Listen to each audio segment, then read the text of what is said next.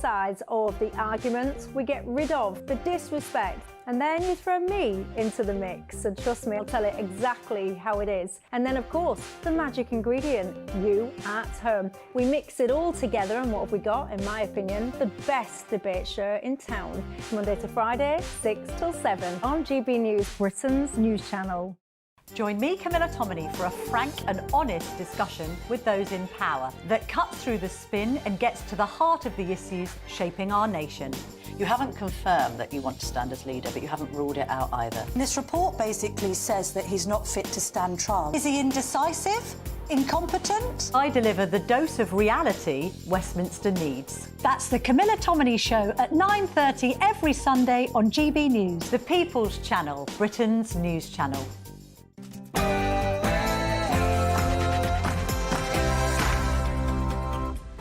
Good afternoon, Britain. It's 12 o'clock on Monday, the 21st of October. I'm Tom Harwood. And I'm Emily Carver. You are not our king. This is not your land.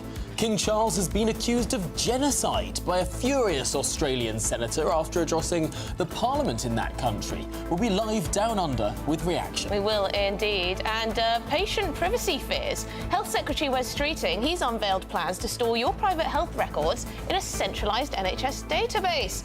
What could go wrong? And we'll speak to Crystal Owen, the mother of one of the teenage boys who tragically lost their lives in that car crash in Snowdonia last year. She's calling for greater restrictions on young drivers, saying it could have saved her son's life.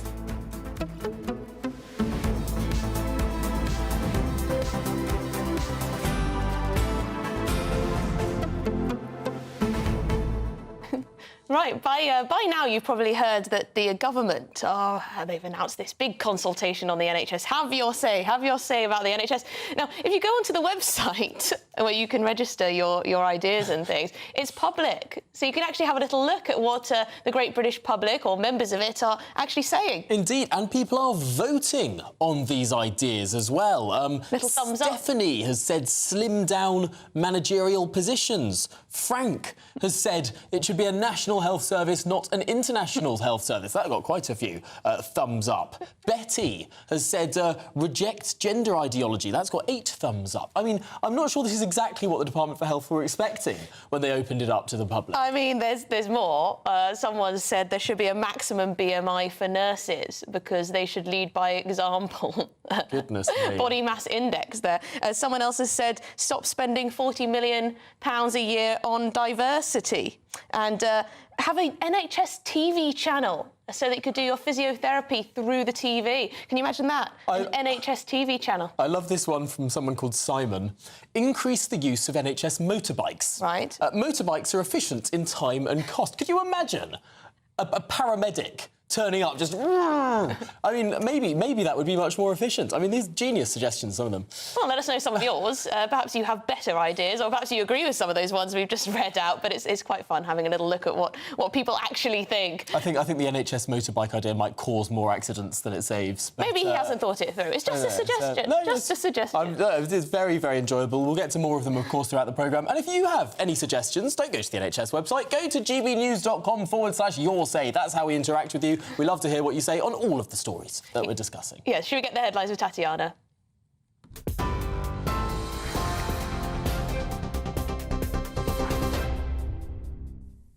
Tom, Emily, thank you very much. The top stories. Well, the Prime Minister has asked the British public to share their experiences and ideas to help fix the NHS, adding there's a need for the health service to move towards more digital systems. Meanwhile, Health Secretary Wes Streeting said the NHS is going through what is objectively the worst crisis in its history, with some patients receiving what he described as a death sentence because of the service's failings. Sir Keir Starmer and Mr Streeting were giving a speech in East London this morning as they launched the party's health service consultation about the institution's next decade. The Prime Minister said NHS workers deserve a lot better than what's happened over the last 14 years. What we want to achieve is a situation where we reimagine the NHS, make it fit for the future, and where in 10, 20, 30 years people look back at what we did and say that was the government, that government of 2024, that Labour government, that made sure the NHS is fit for the next 75 years. And we want you to be part of that, not just because you're working within the NHS, but of course because you will have the best ideas. A senator has confronted the King in Australia's parliament, shouting, "This is not your land, you are not my king." The incident happened after His Majesty finished an address at Australia's Parliament House on the second official day of his engagements in the country. Lydia Thorpe interrupted the ceremony in the capital city of Canberra by shouting for about a minute before she was escorted away by security. You are a genocide! This is not your land! This is not your land! You are not my king! You are not our king! The ceremony was then concluded without any reference to the incident, and the royal couple proceeded to meet the public who'd waited outside the building to greet them. His and Her Majesty Queen Camilla are on a 6-day tour of the country. It's the King's first visit since becoming monarch. A 25-year-old woman has pleaded guilty to assault after throwing a milkshake at Nigel Farage during the general election campaign. 25-year-old Victoria Thomas Bowen appeared in court this morning, charged with assault by beating and criminal damage. Mr Farage, now Clacton MP, was doused as he left the Moon and Starfish Wetherspoons pub in the Essex seaside town on June the 4th. He'd earlier addressed supporters at a rally during the election campaign. Robert Jenrick has vowed to crack down on grooming gangs, saying gang members should face whole life prison sentences. The Tory leadership candidate says there needs to be changes to the sentencing guidelines and impose whole life sentences on members of grooming gangs, which would mean convicted offenders would never be released from jail. Currently, the maximum sentence for grooming under the 2003 Sexual Offences Act carries a minimum of 14 years. What I want to see are mandatory life sentences for these despicable predators, so that you're not out in 14 years, as the current law suggests, or less, but actually you're never out of prison again. I want those of these predators who are not British citizens to be removed from our country with compulsory deportations. And the public officials who turn a blind eye for fear of racism or community relations, I want them to be prosecuted and barred from working in the public sector ever again.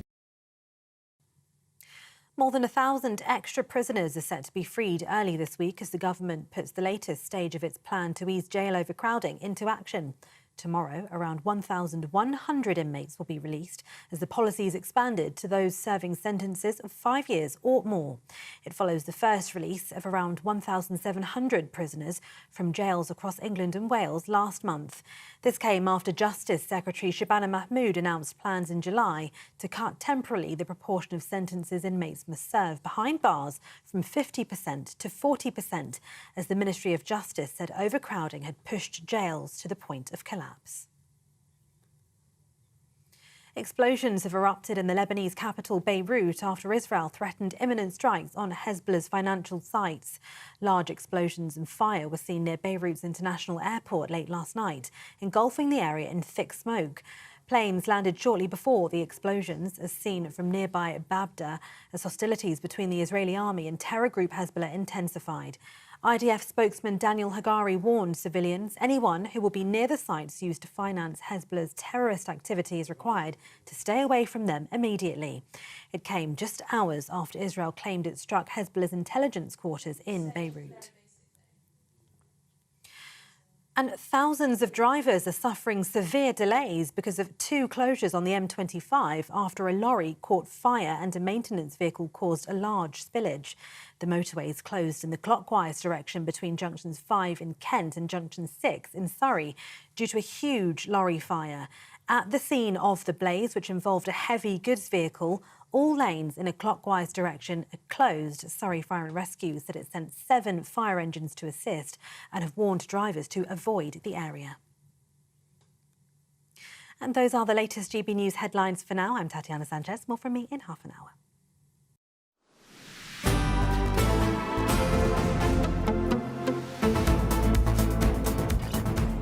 Right, it's 12:08. You're watching Good Afternoon Britain. Now, an Indigenous politician, well, she's caused quite the stir overnight because she decided to heckle King Charles following his speech at Parliament House in the Australian capital, Canberra. Yes, the independent senator, Lydia Thorpe, accused the royal family of committing genocide, saying the monarch should answer for the thousands of massacre sites throughout the country.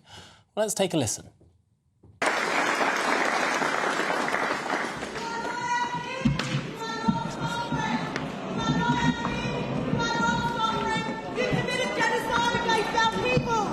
Give us our land back. Give us what you stole from us.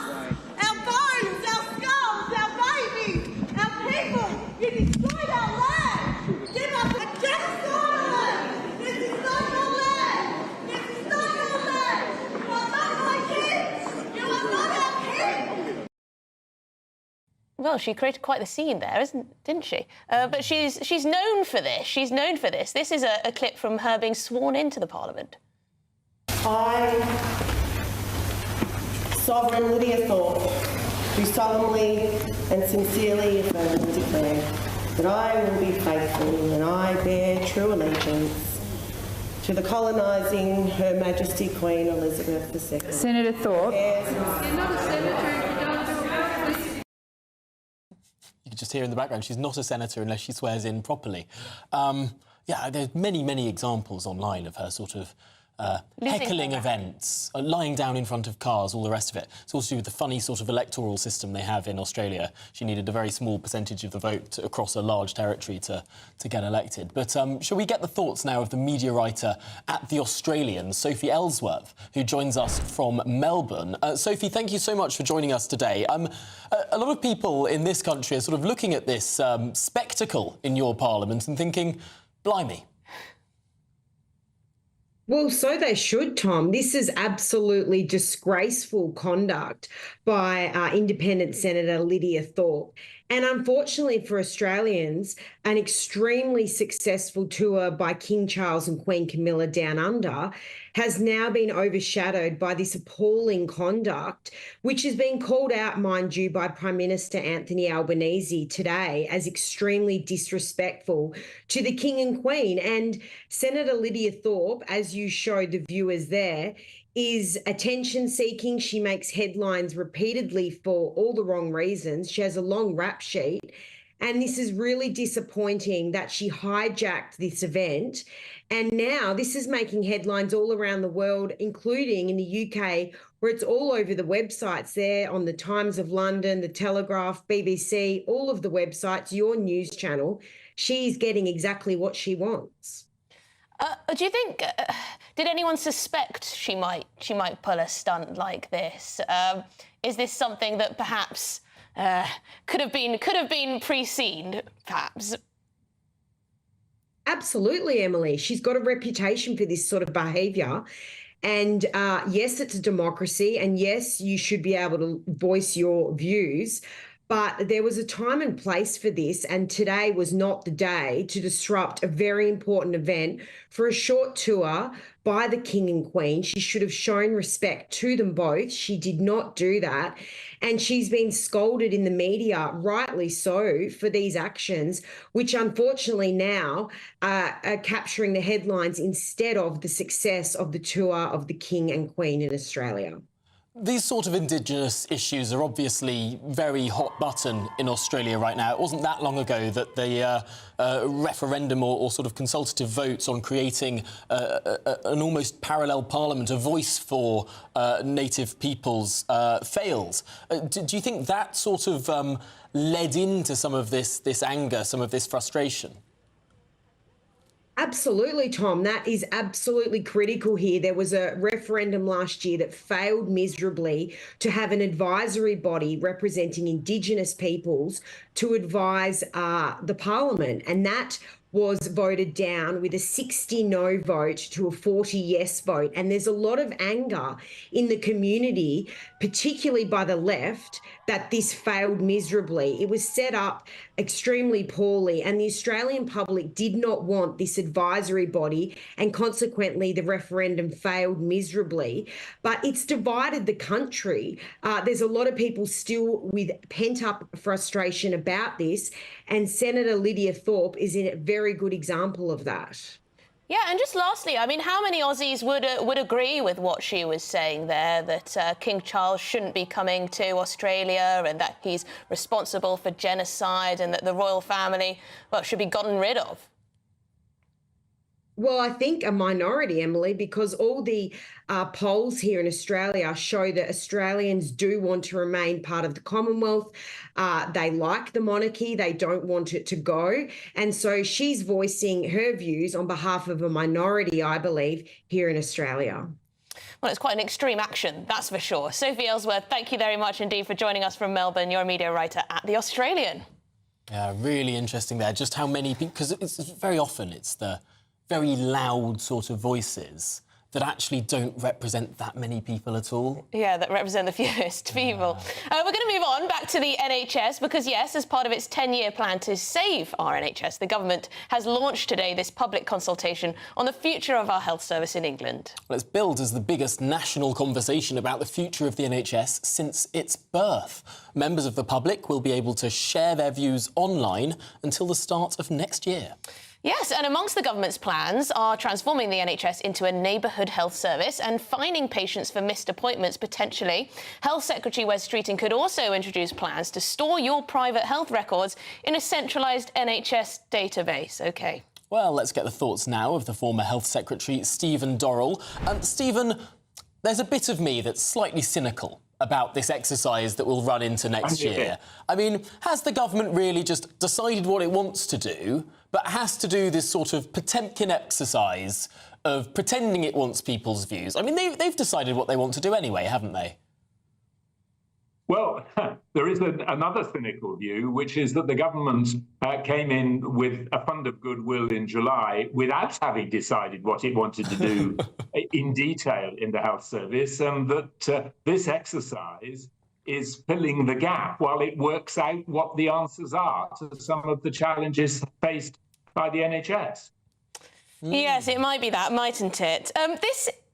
This issue of sort of databases, patient passports, keeping everyone's private medical records in one place so that it can be shared across the entire NHS. You know, some people are a bit worried about this. The NHS does have a history of quite major data breaches in the past. There's a list as long as our arm. Do you foresee any problems there? Well, I think where the government's 100% right is to recognise that the way we deal with personal data and health data in particular isn't yet where it needs to be. There definitely needs to be some development of the way we handle data. And if there's a public consultation about that, I think that is desirable. I think the danger is that this is turned into just a debate about how we handle the clinical records kept about us by clinicians. Whereas, in fact, most of the health debate now recognises that those are important details, but actually there are many other influences on health outcomes. People's lifestyle, what we eat, the way we lead our lives, that ought to be collected into a database about each of us as individuals, which would be immensely valuable, actually, to the clinicians that advise us, important in the links between the health service and social care. And actually, the mistake here is to think about it just as a collection of clinical records, rather than a collection of data of each of us, of individuals that impact on our experience of health. No, I can see the massive advantage of having this sort of profile of every individual in the country and having tailored medicine towards that. So people understanding exactly what might be going wrong with you because this is how you live, this is how much you exercise, this is how much you drink, this is how much fast food you consume, these are the diseases you've had in the past. But I can also see that big rap sheet of everyone's lives, perhaps private medical information, things they've told their doctors in confidence. That all being stored in one central NHS computer, my goodness me, that is a gold mine for foreign hackers, for people who want to extort and exploit patients within the NHS. It's a risky thing. I entirely agree with that. And that's why I think in the public consultation, one of the things that we ought to be thinking about is whether it actually follows as a necessary and inevitable fact that if we collect data about me or about either of you in one place, it all needs to be in the same place. Actually, the health service needs to have data about its management priorities. It needs to be better at managing its resources. But we already, each of the three of us, already has the right of access to the records kept about us by clinicians. Maybe we should think about that patient perspective as being something different from the management priorities of the health service. The two things are both important, but they're different. Yeah, absolutely, they are. Stephen, if you haven't had the chance yet, you should have a little look at the government consultation website because it's been constructed as a bit of a public forum. Anyone can put in an idea. People can thumbs them up or thumbs them down with their reaction. There are some funny ones on there. Things like there should be a maximum BMI for nurses because they should set an example. Stop all spending on diversity. Reduce all the useless... Oh, an NHS for pets as well, Stephen. These are the sorts of things the great British public are recommending for us. Yeah, Stephen, I wonder if this is actually... Is this going to be that useful for the Health Secretary? Well, some ideas will be more valuable than others, but that's the nature of public consultation. Very good. Thank you very much indeed. Stephen Dorrell, former Health Secretary. Great to speak to you.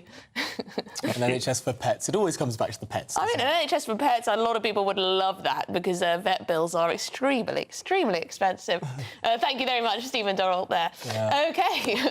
Well, this is Good Afternoon Britain on GB News. Lots more coming up on today's programme, including the AA has called for drivers aged under 21 who've passed their ped tests to be prevented from carrying passengers of a similar age for the first 6 months as drivers. This all in the wake of that tragic crash in Snowdonia last year where 4 teenage boys lost their lives. We'll speak to the mother of one of those boys.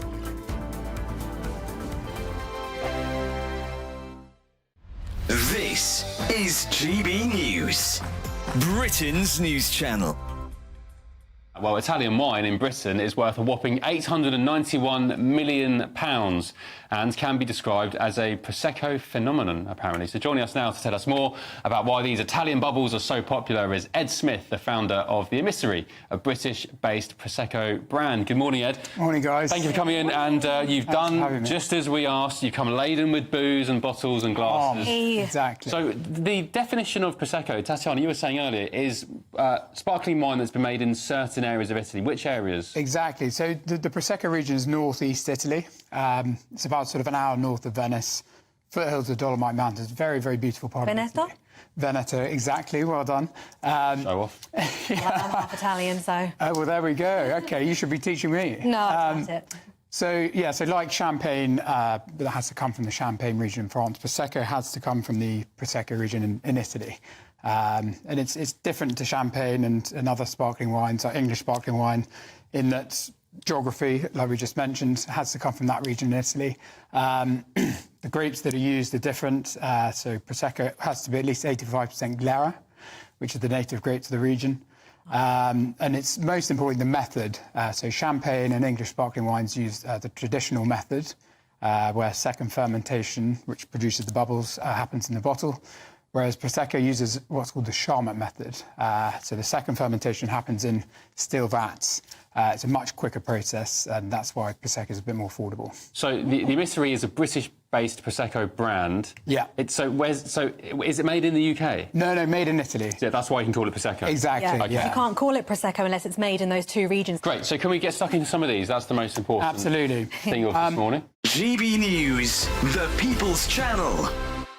If you want your news to be straight talking... This is a nightmare for the Conservatives again. Down to earth. It's not just Nottingham where this is happening, is it? And most importantly, honest. Hard-working, middle-class taxpayers, they'll get their book thrown at them. Then catch me, Martin Daubney, Monday to Friday, 3 till 6 p.m. on GB News, Britain's news channel. Nightmare commute? Kick it up a gear with GB News Radio. You can listen online and on DAB+ and on the GB News app. We're also on TuneIn and the Radio Player app. From the school run to rush hour, get revved up with GB News Radio. We are the People's Channel, Britain's news channel. We're proud to be GB News, the People's Channel, and as you know, we always love to hear your views. Now, there's a new way of getting in touch with us at gbnews.com/yoursay. By commenting, you can be part of a live conversation and join our GB News community. You can even talk to me, Bev Turner, or any of the members of the GB News family.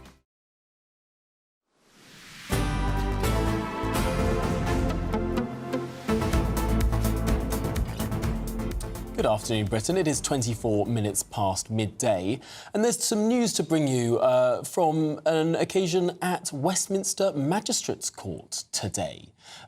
One individual who shot to fame during the general election campaign, an online model, I believe her profession is. Well, she shot to fame after throwing a milkshake over Nigel Farage. Well, today, a 25-year-old woman has pleaded guilty to assault after throwing that milkshake at Nigel Farage during the general election campaign in Clacton. Yes, so she's 25 years old. Her name is Victoria. She's the one with the long blonde hair there.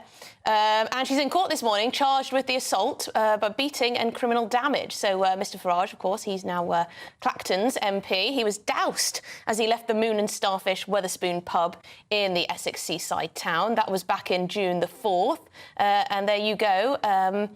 Victoria Thomas Bowen is now in the court. Well, posing for photographs outside of the court as well. She is, yes. Which I'm sure that her career has actually perhaps taken a little bit of a boost off all of this national attention. I'm sure that her online subscription photos service is doing rather a bit better. Yeah, so she's pleaded guilty to the assault, throwing this milkshake, etc. And she's also admitted to criminal damage because she caused £17.50 worth of damage to a jacket belonging to Mr Farage's security officer. So there you go. We'll see what happens there. Goodness me, £17.50 of damage. That's a dry cleaning bill, isn't it, I suppose? Well, it's still damage, isn't it? Yeah. You don't really think of... When you think of criminal damage, you think of sort of smashing windows, and you don't necessarily think of, you know, sending a coat to the cleaners. But that is all very proper. By the by, we'll bring you what happens at the court, actually, a little bit later, of course. But in other news, the AA is recommending that new drivers under the age of 21 should not be carrying similarly aged passengers within the first 6 months on the road. They argue it could save as many as 58 lives a year. Well, this is all, of course, in the wake of a tragedy last November. 17-year-old Harvey Owen died tragically after the car he was travelling in with 3 friends overturned in Snowdonia in Wales. Yes, his mother, Crystal Owen, is now campaigning for the UK government to introduce graduate licences. And I believe that we can join her now. Thank you so much for taking the time for us this afternoon. What is it that you're calling for? So we just want the government to do some sort of British graduated licence. So I started a petition on change.org for safer driving for 17 to 19-year-olds. Obviously, the AA have said under 21. We'd welcome any changes because at the moment there's nothing being done to protect young drivers and their passengers. So it would be a minimum of 6-month learning period and not being able to take peer-age passengers for the first 6 months unless they are accompanied by an older adult. And because your son, in the tragic accident that took place, he was a passenger in the car, wasn't he, with another young driver, 4 boys, teenage boys between the age of 16 and 18. Do you believe that if there were such regulations in place, if the law had been changed up to that point, that perhaps he'd still be alive today?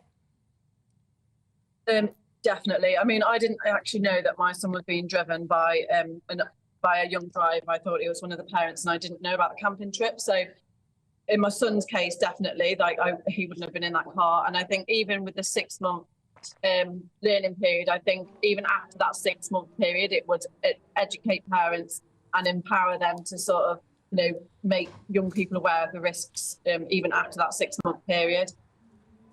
I think we all remember the story when it hit the papers, and at first the sort of not knowing what happened, and then the information coming to light a couple of days later. I think it really moved everyone in the country. Do you think that actually this story itself, I know it was a topic of conversation at the dinner table around the country. I know my family spoke about it. I mean, do you think that the very fact that the incident happened itself will mean that people think twice before making these sorts of journeys? I hope so. And the whole reason I have done what I've done so early on in my grief is because I was aware that it did obviously have a lot of press attention. And sadly, the boy's story isn't unique. So nearly 5,000 people a year are affected by a crash involving a young driver. And 50% of those people are not even in the car. So, at the end of the day, these stories happen every day, but because it's not knife crime, because it's not murder, they don't get the same press attention, which is what has meant that the government has just not done anything for so long because the pressure hasn't been on. No amount of deaths in any other circumstances would be accepted like they are in road death. It's been discussed in Parliament since 1937. Government have been aware of the risk to young drivers and their passengers, yet nothing has been done. Yeah, Christo, have you had conversations with government ministers, officials? Do they have their ears open to this issue? How are you getting on with your campaign? Well, my last petition got quite far. We got over 25,000 signatures. I actually had a 10-minute rule motion in Parliament after my meeting with Louise Haigh. And yet it's all just been scrapped to the election. We were hopeful with this new government that they were actually listening to the evidence, the overwhelming evidence. It's like, over 3 decades worth of education evidence to prove that it's the only thing that actually has been proven to work with young minds. Education is not enough.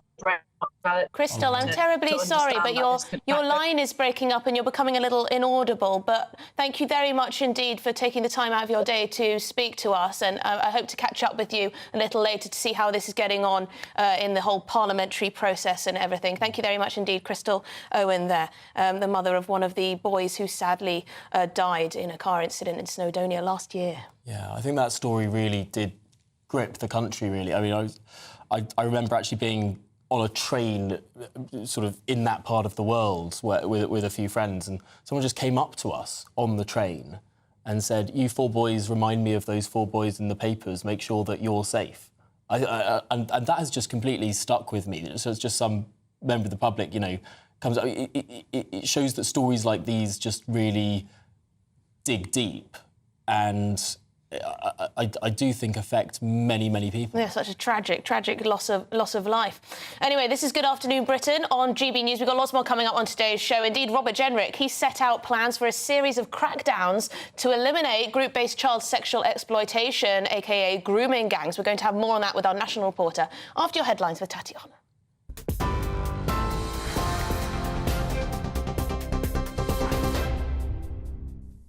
Emily, thank you. The top stories. The Prime Minister has asked the British public to share their experiences and ideas to help fix the NHS, adding there's a need for the health service to move towards more digital systems.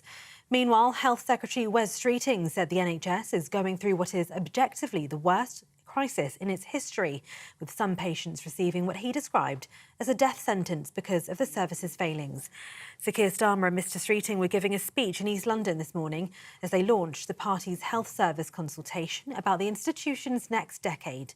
The Prime Minister said NHS workers deserve a lot better than what's happened over the last 14 years. What we want to achieve is a situation where we reimagine the NHS, make it fit for the future, and where in 10, 20, 30 years people look back at what we did and say that was the government, that government of 2024, that Labour government, that made sure the NHS is fit for the next 75 years. And we want you to be part of that, not just because you're working within the NHS, but of course because you will have the best ideas. A senator has confronted the King in Australia's Parliament, shouting, "This is not your land, you are not my King." The incident happened after His Majesty finished an address at Australia's Parliament House on the second official day of his engagements in the country. Lydia Thorpe interrupted the ceremony in the capital city of Canberra by shouting for about a minute before she was escorted away by security. You are a genocide! This is not your land! This is not your land! You are not my king! You are not our king! The ceremony was then concluded without any reference to the incident, and the royal couple proceeded to meet the public who'd waited outside the building to greet them. His and Her Majesty are on a 6-day tour of the country. It's the King's first visit since becoming monarch. And a 25-year-old woman has pleaded guilty to assault after throwing a milkshake at Reform UK leader Nigel Farage during the general election campaign. 25-year-old Victoria Thomas Bowen appeared in court this morning charged with assault by beating and criminal damage. Mr Farage, now Clacton MP, was doused as he left the Moon and Starfish Wetherspoon pub in the Essex seaside town on the 4th of June. He'd earlier addressed supporters at a rally during the general election campaign. And those are the latest GB News headlines for now. I'm Tatiana Sanchez. More from me in half an hour. For the very latest GB News direct to your smartphone, sign up to News Alerts by scanning the QR code or go to gbnews.com/alerts.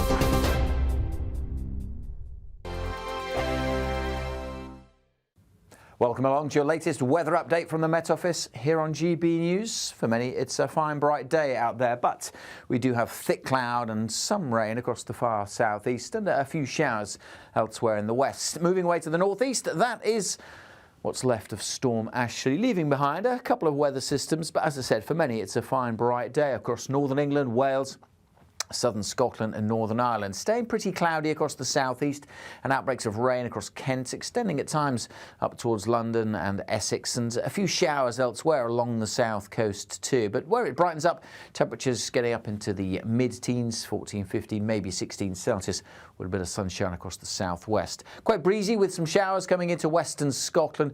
They'll keep going well into the evening, and we'll see a few more drifting south towards Northern Ireland. There's that rain clinging on across parts of Kent and Sussex, and a few showers affecting the Isle of Wight. A few scattered showers across West Wales, but thickening cloud bringing a rather dull end to the day across Northern Ireland and much of Scotland. Outbreaks of rain coming in here, so turning wetter as we head into the evening across much of Scotland, and quite breezy still, particularly across the north. Of course, nothing like the strong winds that we saw yesterday with Ashley. Staying quite breezy through the night, and we'll see a few more of these outbreaks of rain trickling south, clearing from Northern Ireland, turning up across northern England and eventually Wales. The rain across the far southeast will clear. It could turn foggy here for a time, so be aware of that through the first part of tomorrow morning. Temperatures dipping down to single figures, so quite a chilly night.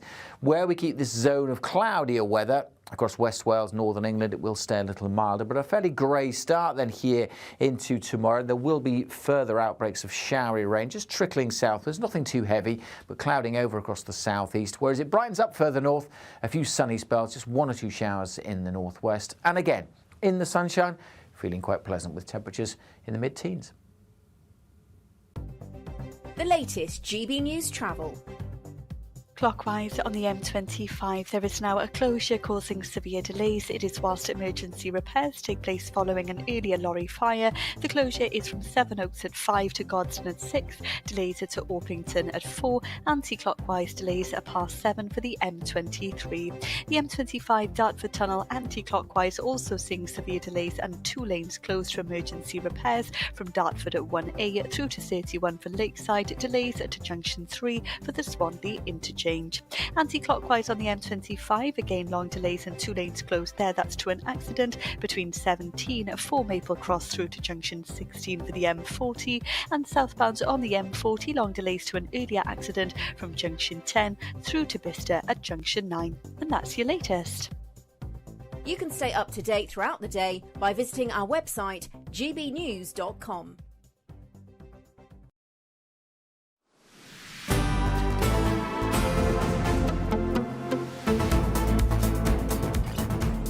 Good afternoon, Britain. It's 37 minutes past midday. Now, Conservative leadership hopeful Robert Jenrick is on a mission to win over party members. He's now suggesting that child grooming gangs should receive full life sentences and automatically deport British non-offenders. Or non-British offenders. It's after GB News revealed that a Rotherham grooming gang survivor was told she could not call for her abusers to be deported in her victim impact statement at a sentencing in Sheffield Crown Court last month. Well, we're joined by our national reporter, Charlie Peters, for more on this. Charlie, what precisely is Robert Jenrick saying? 5 big policies he's announced he'd like to put forward if he were in government as Prime Minister. Today, he's calling for mandatory life sentences for grooming gang abusers, automatic deportation for non-British offenders or dual nationality offenders who have their British nationality stripped, as has happened in several cases with grooming gang offenders, all of whom are still fighting deportation, by the way, successfully. He's also calling for public sector officials who failed to deal with these gangs to be blacklisted, to not allow them to apply for any other work in the future within the public sector. That's been a huge cause of contention across the nationwide grooming gang scandal. In Rotherham, the Independent Office of Police Conduct ran an operation called Op Linden. It found dozens of cases of police failing egregiously, gross misconduct. 0 officers were fired. So I think he wants to turn that around. He's also calling for a memorial for grooming gang victims, many of whom were killed and murdered during this process. Many endured appalling torture. And he is also making a stance on compensation for victims, but putting forward a new perspective on how this needs to be dealt with those policies. So quite a wide-ranging list of demands from Robert Jenrick today. And of course, he appeared on GB News this morning on breakfast. Shall we have a little listen to what he had to say? What we need is action now to try to eliminate this, because only a fool would believe this isn't happening today on our streets somewhere in our country. What I want to see are mandatory life sentences for these despicable predators, so that you're not out in 14 years, as the current law suggests, or less, but actually you're never out of prison again. I want those of these predators who are not British citizens to be removed from our country with compulsory deportations. And the public officials who turn a blind eye for fear of racism or community relations, I want them to be prosecuted and barred from working in the public sector ever again. Now, Robert Jenrick also called for the permanent tagging of grooming gang offenders so they can't go back to the towns where they abused those girls, even if it forces them to move. Now, this comes after the last Conservative government, with Suella Braverman as Home Secretary, launching a national task force for dealing with this issue. It's made over 550 arrests in its first year. We called for it on the back of our documentary investigating this issue earlier last year. But he said that the government hasn't done enough. There's more still to be done with these announcements. Very significant demands. I think the clearest we've heard any politician on this issue, and it'll come amid wider concern that the government isn't doing enough on sentencing. We can reveal today that one of the men sentenced last month for 14 years, Mohammed Amar, he indecently assaulted an 11-year-old girl. He's appealing his sentence. He wouldn't be able to do that if the sentencing guidelines were a little tougher, and that's what Mr Jenrick is calling for this morning. Yeah, it's interesting. Both of the two leadership candidates left for the Conservative Party have both spoken out about grooming gangs. Kemi Badenoch has also spoke about it, but Robert Jenrick, they're setting out concrete proposals for how to try and deal with it and to bring justice to some of the victims. There's another story today, isn't there, Charlie, about a 61-year-old Peter Lynch who was involved in the summer riots. He's believed to have died in prison.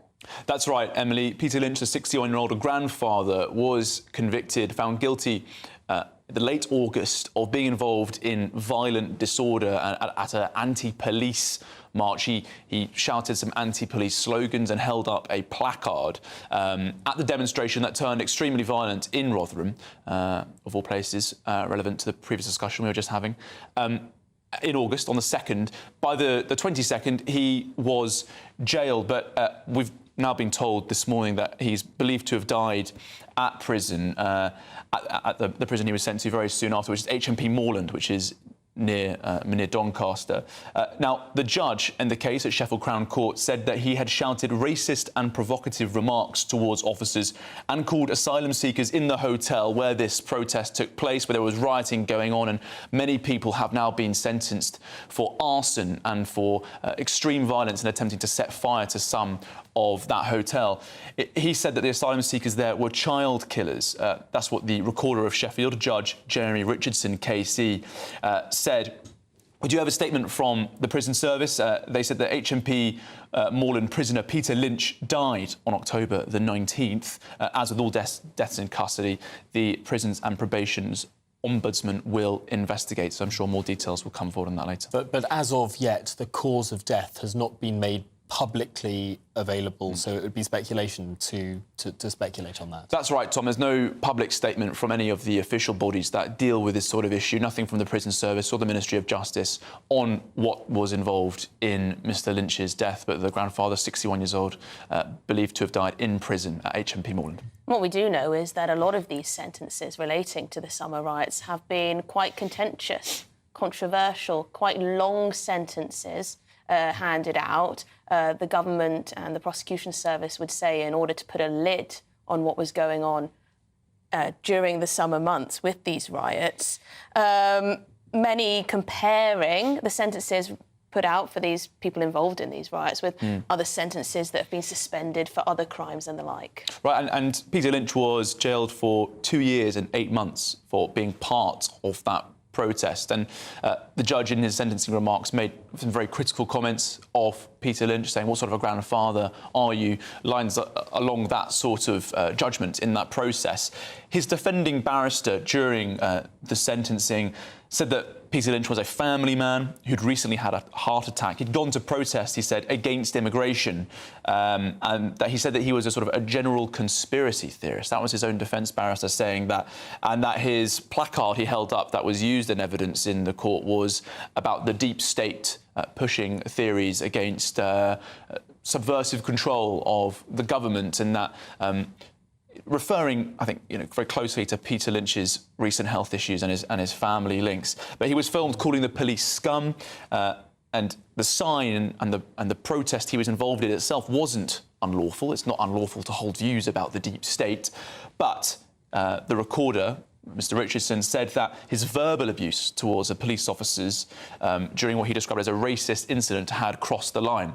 2 years and 8 months for violent disorder. So he wasn't involved in actual, real physical violence? Not according to the sentencing remarks that I've seen. Very interesting. OK, well, Charlie Peters, thank you very much indeed for bringing us both of those stories. First on Robert Jenrick's plans for grooming gangs, and then that 61-year-old who has died in prison related to the summer riots. And as any more official information comes out about that, we will, of course, bring that to you here on GB News. We will indeed. We've got lots more coming up on today's show, though. You are not our king. This is not your land. Well, King Charles, he's been accused of genocide by a furious Australian senator. We'll be speaking to a historian shortly and asking how accurate were her comments. We'll fact-check her a bit.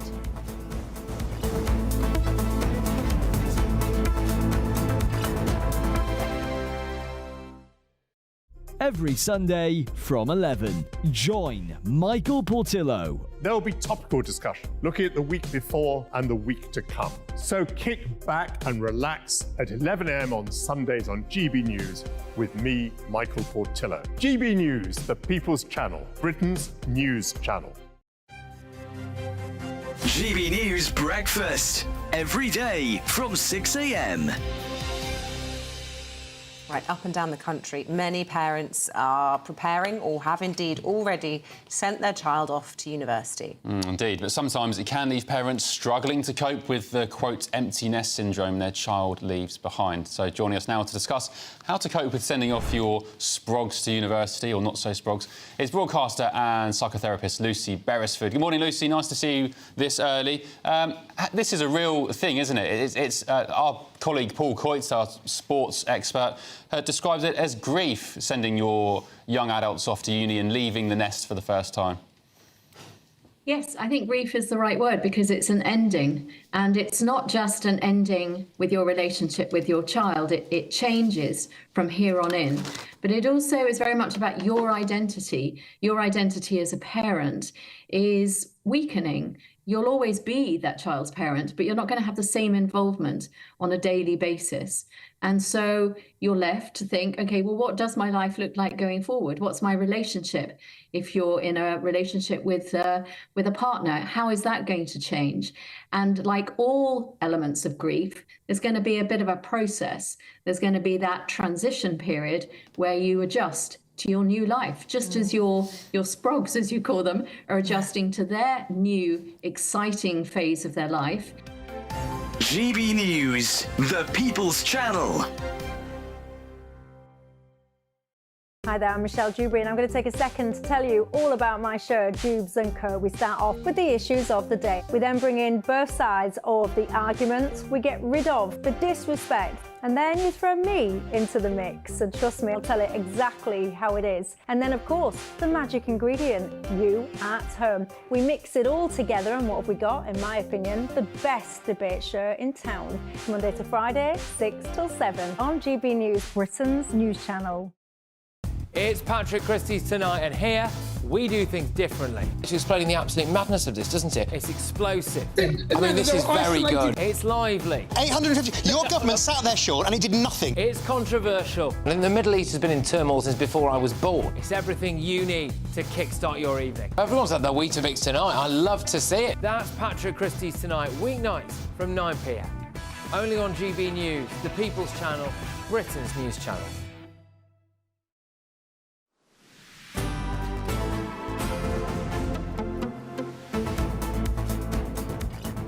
Right, 12:49 is the time. You're watching and listening to Good Afternoon Britain. Now, this country's pothole crisis, well, it's out of control. It's prompted calls for the government to increase funding to fix our roads in next week's budget. It's said that £16 billion, that's billion with a B, is needed to clear the pothole repair backlog in England and Wales. It costs that much, wow. OK, well, GB News Yorkshire and Humber reporter Anna Riley has this report for us. The UK is in pothole peril. There's been nearly 500,000 breakdowns due to damaged roads so far this year, and the problem's set to worsen this winter. In North Yorkshire, the council are going the extra mile to fix the county's potholes. We've drafted in help all the way from down under. Our new pothole machine is £500,000 worth of machinery. It's come all the way from Australia. There are just 2 of these in the entire Northern Hemisphere. The driver can do all stages of the repair without even leaving the cab. It's also lightning fast, so a job that typically would take around 20 minutes at the moment, with this machine takes just 3 minutes. It's also cheaper as well, so roughly half the cost of a traditional conventional repair. There's a large transport network for the council to maintain here, and it's now more difficult than ever due to funding cuts. North Yorkshire is England's largest county. Our road network is 5,700 miles. To put that into perspective, laid end to end, our network would reach all the way to India. So you can see the massive scale of the challenge we're facing. Our budget is just £40 million every year. That's increasingly stretched. We're doing less every year that goes by. Since 2017, we're actually resurfacing now half the miles of road that we were back then. That's due to inflationary pressures. We are constantly trying to improve, trying to work smarter, using new technology, using new methods, and we are seeing some good positive results from that, but ultimately the budget is the core determining factor, and it'd be very great, very useful if we could get some extra funding from central government. Over half of Britain's roads have less than 15 years of structural life left, according to industry experts. They, along with councils and motorists, want the government to speed up spending in the autumn budget. Anna Riley, GB News. I do wonder if we're slower at doing this type of stuff than other countries. Oh, yeah. Because I swear I've been through the same roadworks for years now. I can't remember exactly which road it was, which isn't very helpful to people at home, but you're just in these 50-mile zones on the motorway, and it doesn't seem to be improving. You never see any workmen. But do you know, when was the last time we built a new motorway in this country?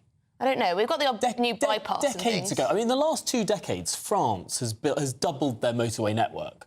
We've built barely a single... I don't think we've built a single new motorway. Yeah, but you think we should all be cycling everywhere, don't you? No, I think we should have everything everywhere all at once. Everything everywhere all at once. That's your slogan if you run. We should be building much more infrastructure. You know, the Lower Thames crossing... Yeah. To alleviate pressure on the Dartford crossing, we've spent more than £200 million on the planning application alone. The number of newt surveys and consulting local stakeholders and all this sort of stuff. You know, the longest tunnel in the world was built by the Norwegians in the last few years. It was built, the whole thing was built more cheaply than the planning application has been for this small tunnel beneath the Thames. Oh, well, when people say, oh, Norway, that's a bit more of a socialist country, Tom. Well, they just don't have the same sort of judicial review structure, environmental impact assessment nonsense, round upon round upon round of stakeholder consultation. The Lower Thames crossing particularly gets me because it was meant to be announced last week, and the new government, which is supposed to be approving all of these infrastructure stuff, is delayed it again until next year, until they make a decision on this thing. And all the while, they're just spending millions of pounds, hundreds of millions of pounds, on consultants and on lawyers, but not on people who would actually dig the bloomin' road. I was watching a video about Clacton, where Nigel Farage is the MP, and the state of those roads. I mean, pothole city, just massive potholes. You have to, like, if you're driving, you have to properly go round, very dangerous, into the other lane and back up. I think it must be more expensive, because £16 billion, it must be more expensive to lay a road in this country than other countries, and I bet that is all to do with the local stakeholder consultations you need to do, the judicial reviews you need to iron plate yourself against, make sure it doesn't impact the environment or offset nutrient neutrality, check for newts as well, make sure you don't disturb any bats or badgers. I mean, it's no wonder we can't build that thing. You're still going. Right, we've got to take a break now, but we'll be back in a sec.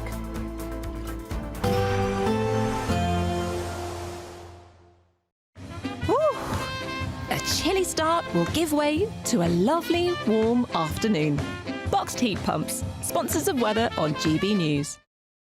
Welcome along to your latest weather update from the Met Office here on GB News. For many, it's a fine, bright day out there, but we do have thick cloud and some rain across the far southeast and a few showers elsewhere in the west. Moving away to the northeast, that is what's left of Storm Ashley, leaving behind a couple of weather systems. But as I said, for many, it's a fine, bright day across northern England, Wales, southern Scotland and Northern Ireland. Staying pretty cloudy across the southeast and outbreaks of rain across Kent, extending at times up towards London and Essex, and a few showers elsewhere along the south coast too. But where it brightens up, temperatures getting up into the mid-teens, 14, 15, maybe 16 Celsius, with a bit of sunshine across the southwest. Quite breezy with some showers coming into western Scotland. They'll keep going well into the evening, and we'll see a few more drifting south towards Northern Ireland. There's that rain clinging on across parts of Kent and Sussex, and a few showers affecting the Isle of Wight. A few scattered showers across West Wales, but thickening cloud bringing a rather dull end to the day across Northern Ireland and much of Scotland. Outbreaks of rain coming in here, so turning wetter as we head into the evening across much of Scotland, and quite breezy still, particularly across the north. Of course, nothing like the strong winds that we saw yesterday with Ashley. Staying quite breezy through the night, and we'll see a few more of these outbreaks of rain trickling south, clearing from Northern Ireland, turning up across northern England and eventually Wales. The rain across the far southeast will clear. It could turn foggy here for a time, so be aware of that through the first part of tomorrow morning. Temperatures dipping down to single figures, so quite a chilly night. Where we keep this zone of cloudier weather across West Wales, northern England, it will stay a little milder, but a fairly grey start then here into tomorrow. There will be further outbreaks of showery rain, just trickling southwards, nothing too heavy, but clouding over across the southeast, whereas it brightens up further north, a few sunny spells, just 1 or 2 showers in the northwest. And again, in the sunshine, feeling quite pleasant with temperatures in the mid-teens. We can expect clear skies, leading to a light and warm day ahead. Lovely. Boxed Solar, sponsors of weather on GB News. Or watching on demand. Good luck.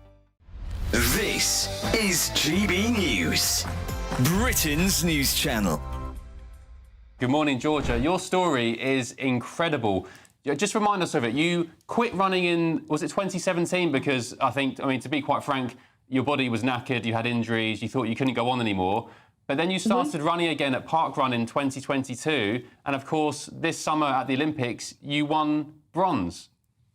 Yeah, that's absolutely right. Yeah, it has been a bit of a journey. And yeah, there was a period of time where I stopped running completely.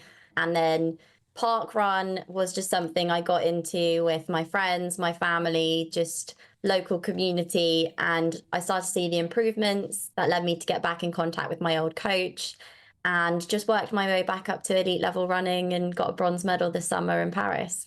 Did you ever think that would happen when you were beginning to take part in parkruns again? Did you ever think you'd be winning bronze in the 1500 metres at the Olympics? No, not at all. It would have been absolutely bonkers, I think, to think that at the time. It was just building my way up, but it was all about finding happiness in running again. And that's really what Parkrun does, I think, really well. And can you just tell us in the audience what had happened to you in 2017? So I had been like a good junior athlete. I had gone over to the US on a track scholarship at university, and I just experienced so many different injuries. So various stress fractures in my shins, and I just graduated and just thought there's no way I can run anymore. So took a big break, and then yeah, over the past few years, I just got back into running slowly, built it up, and Parkrun is just something that is on every Saturday. So many parks across the UK, very accessible, free. So it was just a really good way to get back into a fun but semi-level of competitive running. The People's Channel.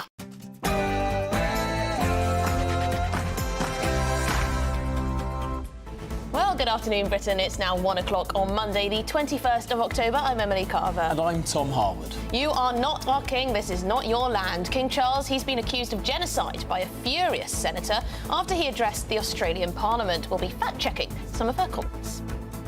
Patient privacy fears. Health Secretary Wes Streeting has unveiled plans to store your private health records in a central NHS database. What on earth could go wrong?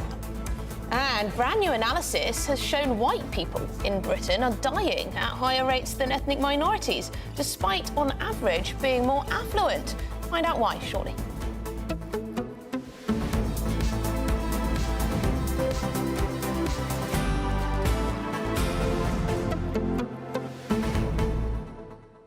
And happy Trafalgar Day. Yes, indeed, it is the 21st of October, which means if we think back a couple of hundred years to 1805, that was the splendid victory against most odds when Horatio Nelson defeated the combined French and Spanish naval force. And Tom's been teaching me a little bit earlier before we came on air. He's been pulling out these old maps which show the various fleets. So we've got the Spanish, we've got the French, we've got the British, and we took a risky strategy, didn't we? We did. Well, basically, the French and the Spanish had this big defensive arc so that they lined all of their cannon facing the Brits. But instead of the Brits going side-on to them and going on that way, we went in these sort of two lines that basically punctured that arc. So the two lines punctured the arc of the French and the Spanish and split them into three, and then could broadside those ships as it went through. It was risky because if you go head on to a ship on its side, you get the brunt of that of that cannon fire initially, but then you split the line and the odds turn. I mean, it was a completely courageous strategy, but one that was super successful. I mean, and we had fewer boats. Fewer ships, fewer men, fewer cannon. Fewer everything, really. And yet, Nelson, with his tactical genius, was able to turn around those odds and deliver the most complete naval victory that if it didn't sink, it captured, and it depleted the French and Spanish forces and navies by such a degree that we would be safe from invasion for the rest of the Napoleonic Wars. But does everyone out there share the enthusiasm that Tom Harwood has towards Trafalgar Day and our history? Well, we've sent our roving reporter, our intrepid reporter, out and about to guess where, of course, Trafalgar Square. We've sent him there. We're going to catch up with him in a bit. He's going to find out whether people know what Trafalgar Day is. But get in touch, gbnews.com/your say. But let's get the headlines with Tatiana.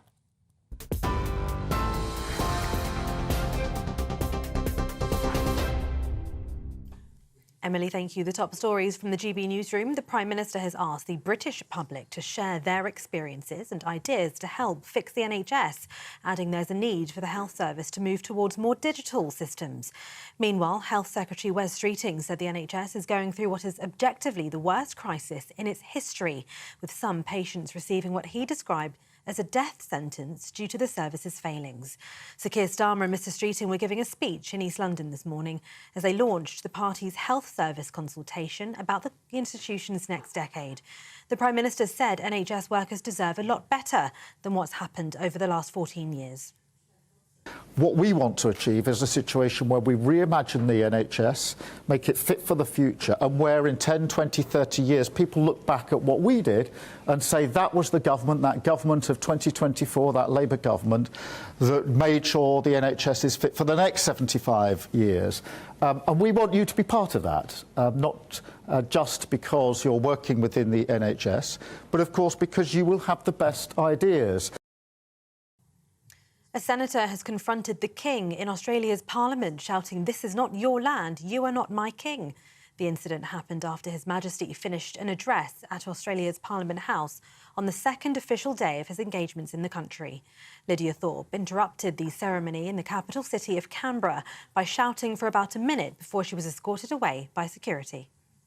You are a genocide! This is not your land! This is not your land! You are not my king! You are not our king! The ceremony was then concluded without any reference to the incident, and the royal couple proceeded to meet the public who'd waited outside the building to greet them. His and Her Majesty are on a 6-day tour of the country. It's the King's first visit since becoming monarch. A woman's pleaded guilty to assault by beating after throwing a milkshake over Reform UK leader Nigel Farage outside a pub in Clacton-on-Sea during the general election campaign. 25-year-old Victoria Thomas-Bowen also admitted criminal damage to a jacket belonging to Mr Farage's security officer. Mr Farage, now Clacton MP, was doused as he left the Moon and Starfish Wetherspoon pub in the Essex seaside town on the 4th of June. He'd earlier addressed supporters at a rally during the general election campaign. Robert Jenrick has vowed to crack down on grooming gangs, saying gang members should face whole life prison sentences. The Tory leadership candidate says there needs to be changes to the sentencing guidelines and impose whole life sentences on members of grooming gangs, which would mean convicted offenders would never be released from jail. Currently, the maximum sentence for grooming under the 2003 Sexual Offences Act carries a minimum of 14 years.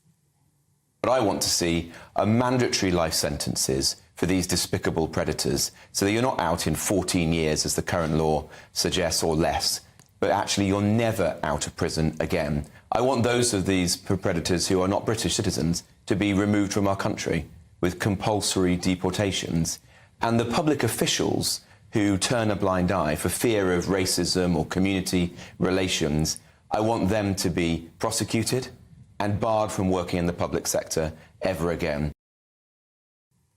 Explosions have erupted in the Lebanese capital Beirut after Israel threatened imminent strikes on Hezbollah's financial sites.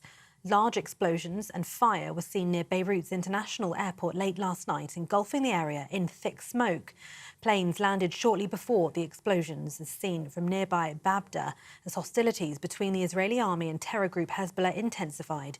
IDF spokesman Daniel Hagari warned civilians anyone who will be near the sites used to finance Hezbollah's terrorist activity is required to stay away from them immediately. It came just hours after Israel claimed it struck Hezbollah's intelligence quarters in Beirut. And unions are urging MPs of all parties to support new legislation aimed at the biggest overhaul of workers' rights in a generation. Ahead of the second reading of the Employment Rights Bill in Parliament today, the TUC said millions of workers would benefit from measures including sick pay from the first day of illness rather than having to wait until the fourth day. TUC General Secretary Paul Novak called on MPs to be on the right side of history. He says the bill was life-changing for millions of workers and would also benefit employers. And those are the latest GB News headlines for now. I'm Tatiana Sanchez. More from me in half an hour.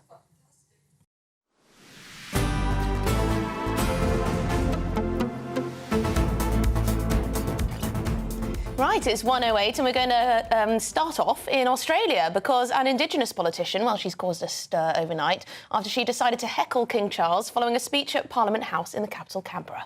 Independent Senator Lydia Thorpe accused the royal family of committing genocide, saying the monarch should answer for the thousands of massacre sites throughout the country. Well, let's take a listen to the intervention.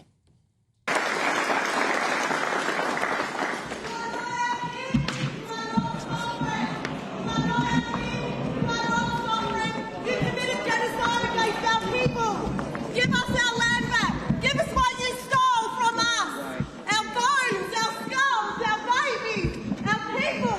You destroyed our land. Give us a genocide. This is not your land. This is not your land. You are not my kids. You are not our kids. What a performance, eh? But she does have previous. She likes to make a spectacle of herself. Let's watch this. Sovereign Lydia Thorpe, do solemnly and sincerely affirm and declare that I will be faithful and I bear true allegiance to the colonising Her Majesty Queen Elizabeth II. Senator Thorpe. You're not a senator if you don't do it. It's all a bit student union, isn't it? What is it about politicians called Thorpe ending up embarrassing themselves? Well, let's get the thoughts of royal broadcaster and historian Rafe Haydel-Mankoo, because Rafe, this particular independent senator had some big charges to lay at the king. Is he responsible for genocide? Well, happy Trafalgar Day to you both, first and foremost. Look, we need to separate two things here, and I'm glad you showed that other clip because Senator Liz Thorpe is a thoroughly obnoxious politician. You know, it's a very crowded field, but she has the gold medal for being the most ludicrous and embarrassing politician in the Commonwealth. She's used the F word in the Senate many times. She's lain down in front of lorries. She's attacked funding of the police. She was thrown to the ground in the rain by the police for trying to shut down the free speech of a gender-critical movement in Canberra as well. So let's just ignore her because I think she brings shame and embarrassment on the whole argument. The separate argument, of course, is about the Aboriginal peoples. And the first thing to say is, no, look, there is nobody who is more sympathetic and understanding to the cause of Aborigines than King Charles himself. I mean, you know, for decades, the King, as Prince of Wales, has had, you know, huge respect and empathy for all of his Indigenous subjects, you know, whatever the realm we're talking about. So he doesn't deserve to be treated this way.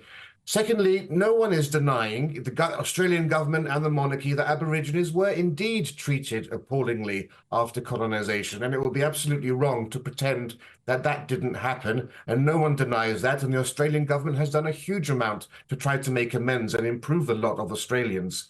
But let's be clear, British colonisation was the best thing to happen to Aborigines. And let's also let's finally burst this fantasy bubble that life in Australia before the British arrived was some sort of, idyllic nirvana. Before the British arrived, Australia was a vast, desolate landmass the Aborigine population was only several 100,000, and they were living in a Paleolithic Stone Age culture that hadn't changed for thousands of years. And their life was violent, and it was brutal, and it was short. And I really mean it was violent, brutal, and short. The Aborigines were always at war with each other. There's a historian called Geoffrey Blaney, and he's shown that in parts of Australia, the annual death rate of Aborigines through warfare was equivalent to the Japanese death rate in the Second World War. I mean, the landscape was literally strewn with human bones, and Aboriginal tribes were exterminated in nocturnal attacks by other rival tribes. And even, Steven Pinker, the professor at Harvard University, has shown that life in pre-colonial states was far more violent and far more harsh than in post-colonial Ray, states. from an objective point of view, it's easy to see how the quality of life for someone living in a country that is sort of subsistence living in tribal warfare is lower than the quality of life of someone living in a developed country, of course. But there is the question of consent and the difficult question of countries that are developed with technology and arms and germs and steel, arriving in a place that has none of those advantages, and sort of the power imbalance that then ensues, the way in which people are treated. It's almost like this sort of different level of... you could sort of imagine an alien invasion coming down with superior technology and then telling us we can't live our lives in the way that we'd gone before. And they might say, but, well, we lived to 1,050 and you only lived to 80-odd. And yet I think we'd feel fairly aggrieved. But that's the story of human existence, isn't it? When the Romans came to Britain, it was much the same thing. I don't think anybody today would suggest that the Roman Empire coming to Britain wasn't a force for good on the balance. Absolutely. I mean, there were horrific things happened to the ancient Britons. No one's going to deny the atrocities that occurred to the native peoples in North America. No one's going to deny that appalling things happened in Australia too. But on the balance, I think that you can clearly see that the Aborigines have actually benefited from the arrival. I mean, you mentioned life expectancy. For thousands of years, life expectancy was only 40. It has doubled since then, or almost doubled. It's now 70 to 75 years. Wait, what does thanks to colonization. But one more point if I can just make. Sure, very quickly, with the Maoris, we get the same argument from the Maoris. The Maoris only arrived in New Zealand in the 1300s, and they also committed genocide against the real indigenous population of one of the islands there in New Zealand too. This is human nature and human history. Rather than going back into the past and lamenting about all of this, we should recognise it and acknowledge it, as the royal family has done, as the Australian government has done, and they've tried to make amends. But there's nothing healthy about this constant need to have a sense of victim status, from BLM to the Aboriginal campaigners like Lydia Thorpe. Is there not a long-term problem here, though? I don't know about Lydia Thorpe's support, but I imagine she probably has quite a lot of support among younger generations, Gen Z. I can imagine, a lot of them saying, yes, Queen, as she, started that, made that spectacle of herself in the Parliament there. What should the King do, looking to the future, to try and stop that sentiment growing, to secure his place in the Constitution, really?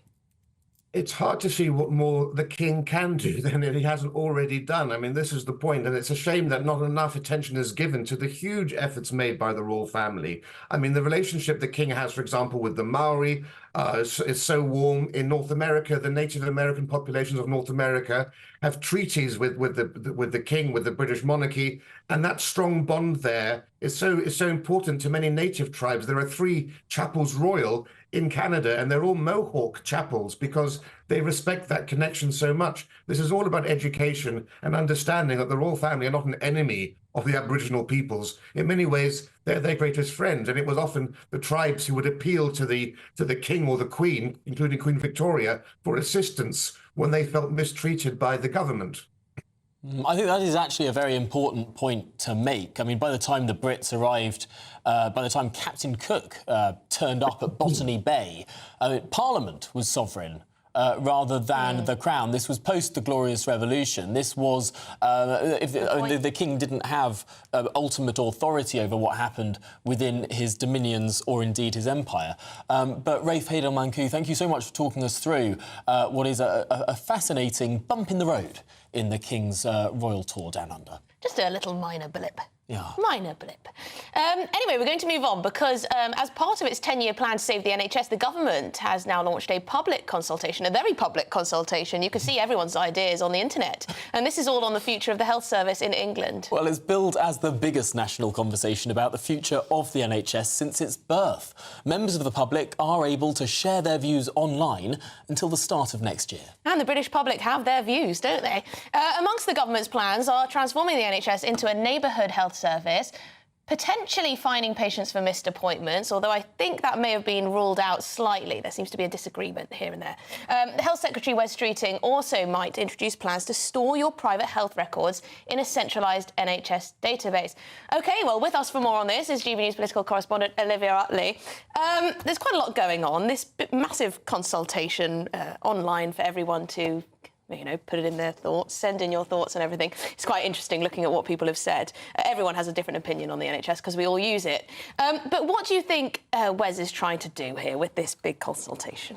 Well, I think the main idea here is that the budget is coming up on October the 30th. We've been warned for months now that the budget is going to be pretty terrible. It's all been doom and gloom from Labour. And I think what Labour is trying to do now is sort of reset to show that, it's not all bad. There are some reasons why people voted for Labour in the first place. And so they're going on to what is normally relatively safe territory for them, which is the NHS. They're opening this consultation. A cynic would say a consultation is a way of sort of kicking the can down the road a little bit, and you might see where that cynic is coming from. It's going to be 6 months until the 10-year plan is even published, because people have been offered the opportunity to give their ideas, both the ordinary members of the public and doctors, NHS workers, etc., until the end of this year. And then the work will be done between the start of next year and the spring to put together this 10-year plan. As for the details of what will be in the 10-year plan, it's pretty thin on the ground at the moment. There's talk about digitising the NHS service. That seems like a pretty sensible idea. It has been talked about before. There's also an idea that Wes Streeting has discussed about putting a person's hospital records on an NHS app, so one central system, which would obviously save probably a lot of time and definitely a lot of money, because one problem which comes up over and over again across the NHS is that different GPs and hospitals all have different systems. So, I expect lots of our viewers have experienced this. You go into one hospital and they have no idea about any of your medical history. So that's something which Wes Streeting definitely wants to clear up. As for this idea about fines for missed NHS appointments, Wes Streeting is talking it down now. This is all based on an interview on Times Radio where he didn't rule out of charging people fines for missing their appointments. Missed appointments cost the NHS £1.2 billion a year. That absolutely dwarfs the size of the entire NHS backlog. So there have been calls before for this to happen, but obviously the danger is a lot of bureaucracy is involved. You could end up tangling the system in even more red tape, and it's very, very difficult to actually do. Well, this is one of the downsides to a free at the point of view system, where you have sort of open-ended appointments where people sometimes just turn up for a chat because there's no sort of impetus to hold back. But of course, instituting a charging structure would be in many ways against the founding principles of the health service. I mean, is this really going to be one of these? How radical is this review really going to be?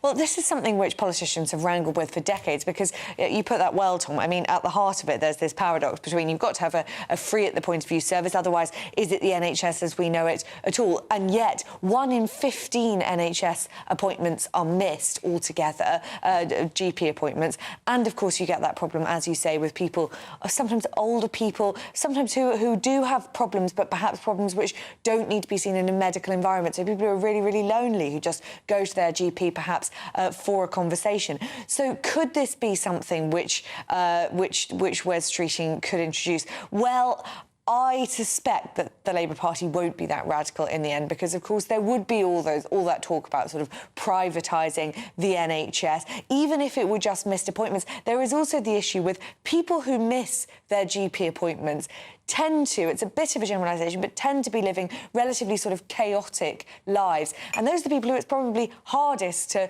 chase down and fine anyway. And that's the problem which policymakers have come up against before when this policy has been talked about.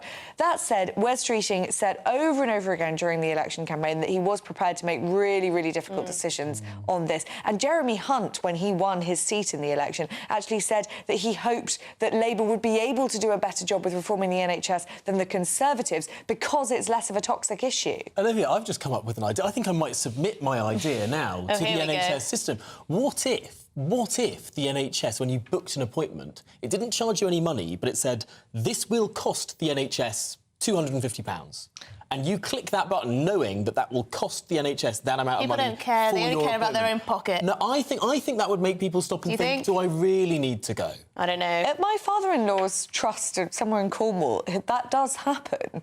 I don't know if it's for GP appointments or for bigger appointments, but, you know, if you're going to miss a session of radiotherapy, for example, and it costs thousands of pounds, they do actually tell you that. I don't know how much of a difference it makes. It's quite interesting. It's like if you're offered anything for free, you're going to not turn up more easily, aren't you? You can say, oh, well, I'm not paying for it, I'm not going to lose any money. If I was thinking, do I really need to go here? And I saw it sort of before I booked the appointment, it said, this will cost the British taxpayer, or perhaps better, this would cost the NHS 150 quid. Because people just go off and see anything and don't think about it. You know, what if you're not really a taxpayer? Well, surely you have a sense of nationhood. No, I don't know. People are selfish. Am I too optimistic? People are very selfish, I think. I mean, like, when I sign up to a gym class, for example, and it says, oh, you'll be charged X if you don't turn up, I get up in the morning and I go, because I'm going to be charged. If they said you're going to charge everyone else X, I wouldn't care. I'm joking, I wouldn't care. I wouldn't care. Anyway, thank you very much, Olivia, for sitting through that. Olivia Hartley, our political correspondent. This is Good Afternoon Britain on GB News. A weird one, this. Brand new analysis from the ONS has shown that white Britons are dying at higher rates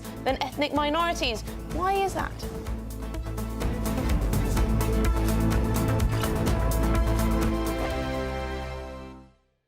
This is GB News, Britain's news channel. True crime is everywhere. Yep, and next weekend, CrimeCon UK takes place in London. And joining us now to tell us more about that event and the true crime phenomena is former detective Stephen.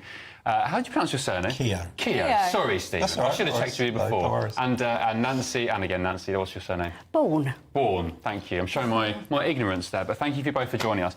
So, Stephen, you're a former top cop. Hope you don't mind me describing you as that. At CrimeCon and other events like that, do you get into sort of the semantics of the investigations and, you know, how...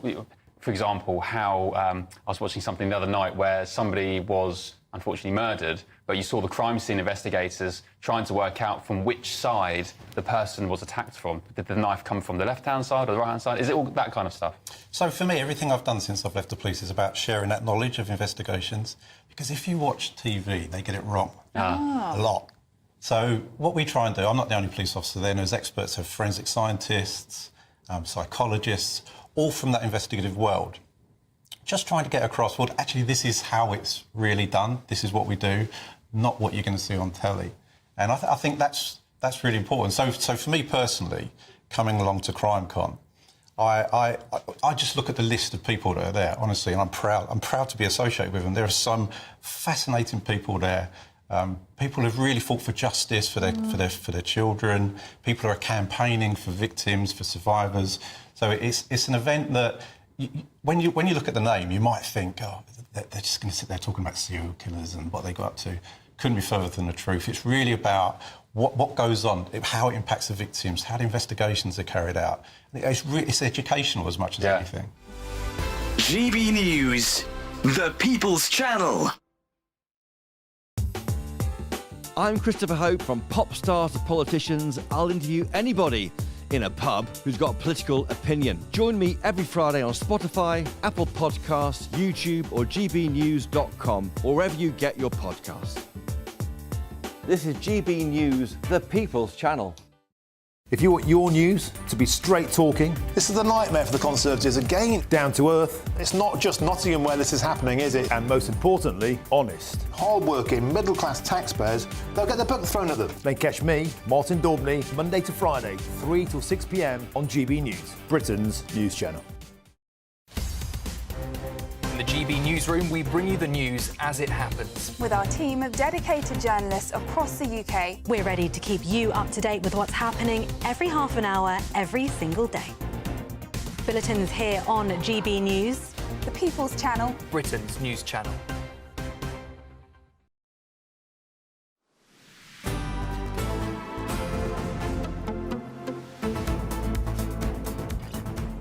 Good afternoon, Britain. It's 26 minutes past 1.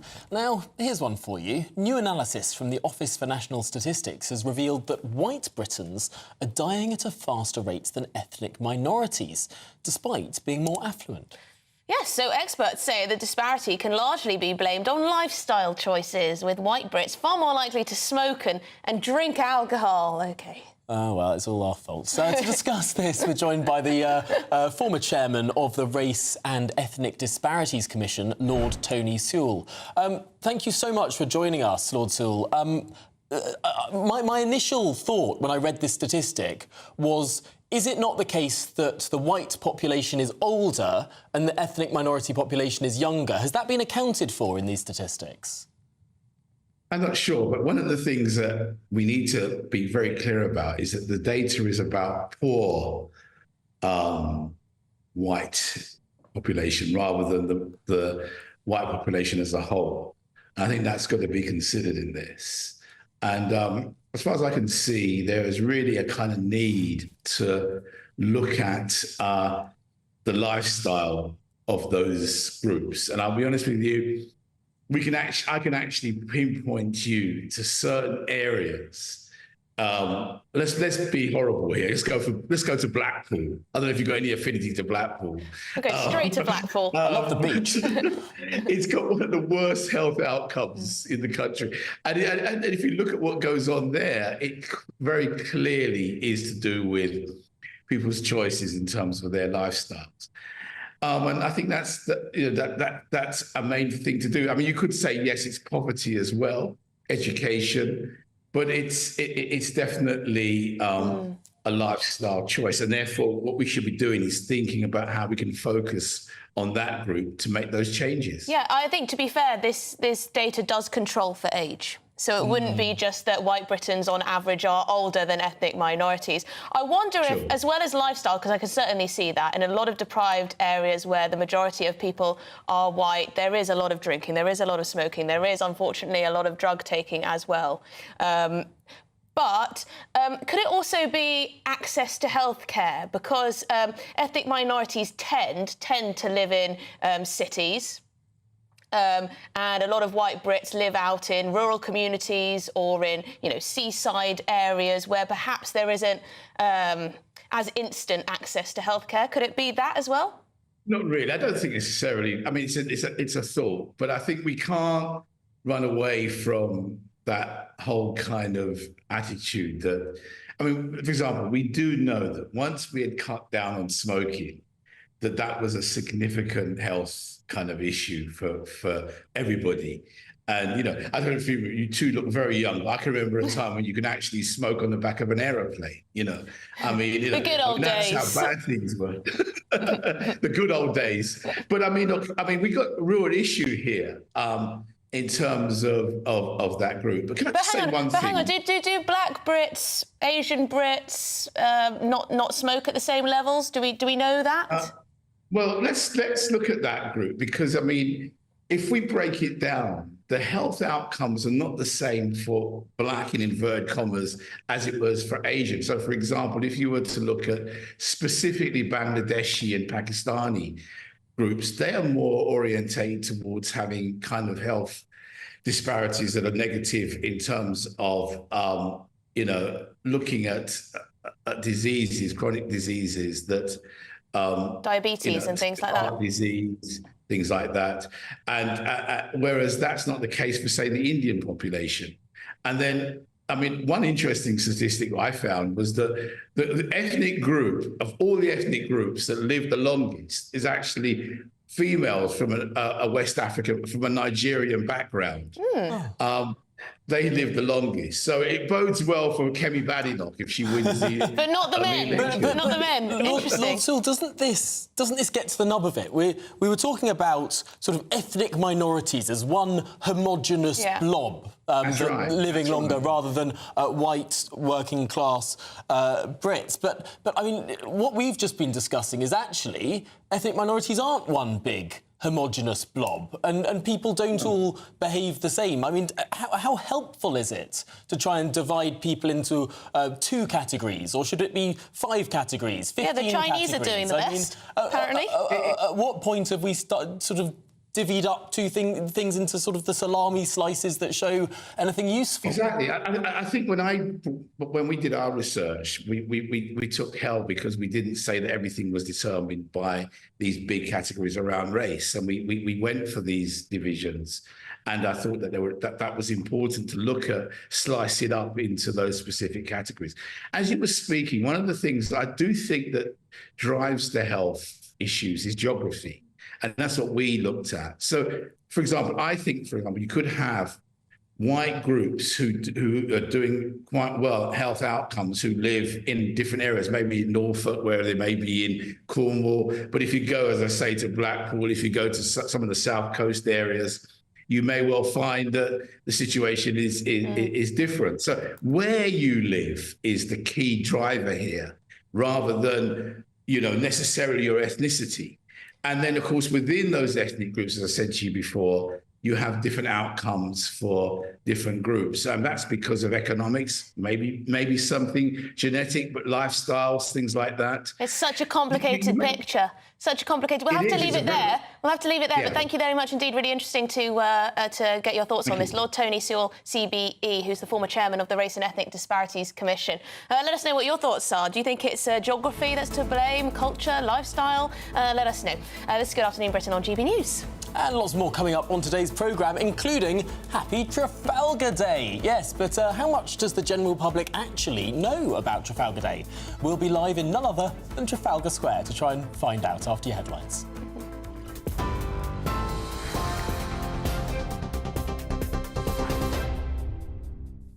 Good afternoon. The top stories this hour. The Prime Minister has asked the British public to share their experiences and ideas to help fix the NHS, adding there's a need for the health service to move towards more digital systems. Meanwhile, Health Secretary Wes Streeting said the NHS is going through what is objectively the worst crisis in its history, with some patients receiving what he described as a death sentence due to the service's failings. Sir Keir Starmer and Mr Streeting were giving a speech in East London this morning as they launched the party's health service consultation about the institution's next decade. The Prime Minister said NHS workers deserve a lot better than what's happened over the last 14 years. A senator has confronted the King in Australia's Parliament, shouting, "This is not your land, you are not my king." The incident happened after His Majesty finished an address at Australia's Parliament House on the second official day of his engagements in the country. Lydia Thorpe interrupted the ceremony in the capital city of Canberra by shouting for about a minute before she was escorted away by security. You are a genocide! This is not your land! This is not your land! You are not my king! You are not our king! The ceremony was then concluded without any reference to the incident, and the royal couple proceeded to meet the public who'd waited outside the building to greet them. His and Her Majesty Queen Camilla are on a 6-day tour of the country. It is the King's first visit to Australia since becoming monarch. A 25-year-old woman has pleaded guilty to assault after throwing a milkshake at Nigel Farage, the Reform UK leader, during the general election campaign. Victoria Thomas Bowen appeared in court this morning, charged with assault by beating and criminal damage. Mr Farage, now Clacton MP, was doused as he left the Moon and Starfish Wetherspoon pub in the Essex seaside town on the 4th of June. He'd earlier addressed supporters at a rally during the election campaign. Now, at least 5 new civil lawsuits have been filed against Sean Diddy Combs in a federal court in New York.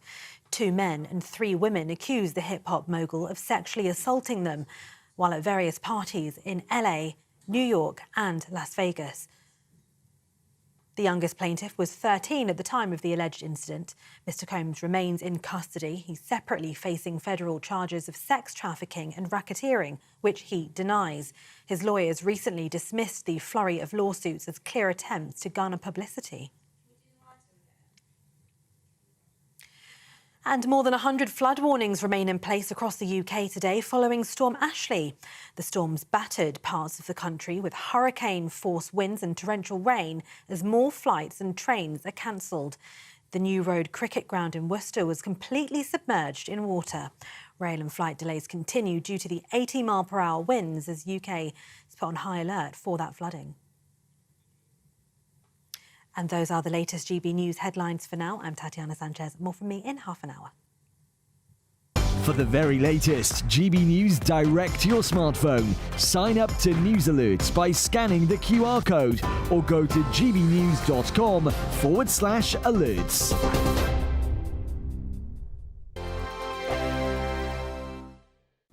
Welcome along to your latest weather update from the Met Office here on GB News. For many, it's a fine, bright day out there, but we do have thick cloud and some rain across the far southeast and a few showers elsewhere in the west. Moving away to the northeast, that is what's left of Storm Ashley, leaving behind a couple of weather systems. But as I said, for many, it's a fine, bright day across northern England, Wales, southern Scotland and Northern Ireland. Staying pretty cloudy across the southeast and outbreaks of rain across Kent, extending at times up towards London and Essex, and a few showers elsewhere along the south coast too. But where it brightens up, temperatures getting up into the mid-teens, 14, 15, maybe 16 Celsius, with a bit of sunshine across the southwest. Quite breezy with some showers coming into western Scotland. They'll keep going well into the evening, and we'll see a few more drifting south towards Northern Ireland. There's that rain clinging on across parts of Kent and Sussex, and a few showers affecting the Isle of Wight. A few scattered showers across West Wales, but thickening cloud bringing a rather dull end to the day across Northern Ireland and much of Scotland. Outbreaks of rain coming in here, so turning wetter as we head into the evening across much of Scotland, and quite breezy still, particularly across the north. Of course, nothing like the strong winds that we saw yesterday with Ashley.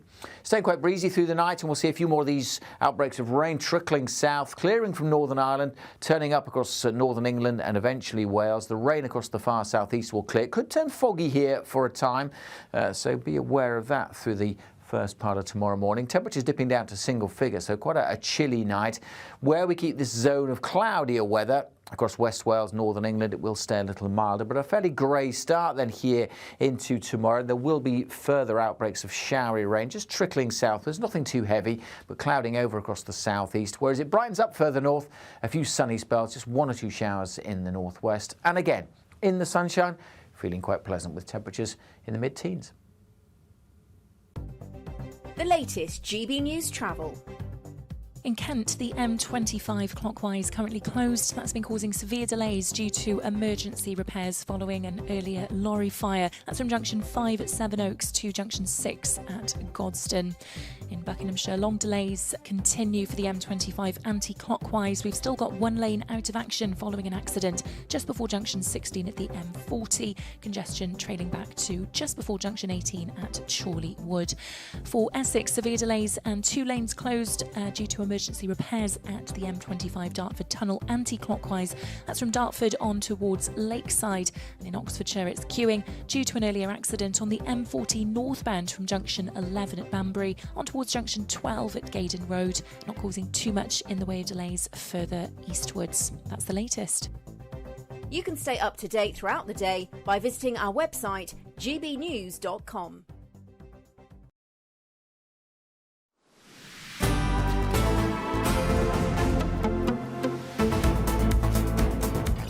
Right, welcome back. You're watching and listening to Good Afternoon Britain with me, Emily, and Tom Harwood. Now, Tom, have you heard of Trafalgar Day? Well, I have actually. Have you? Have you really?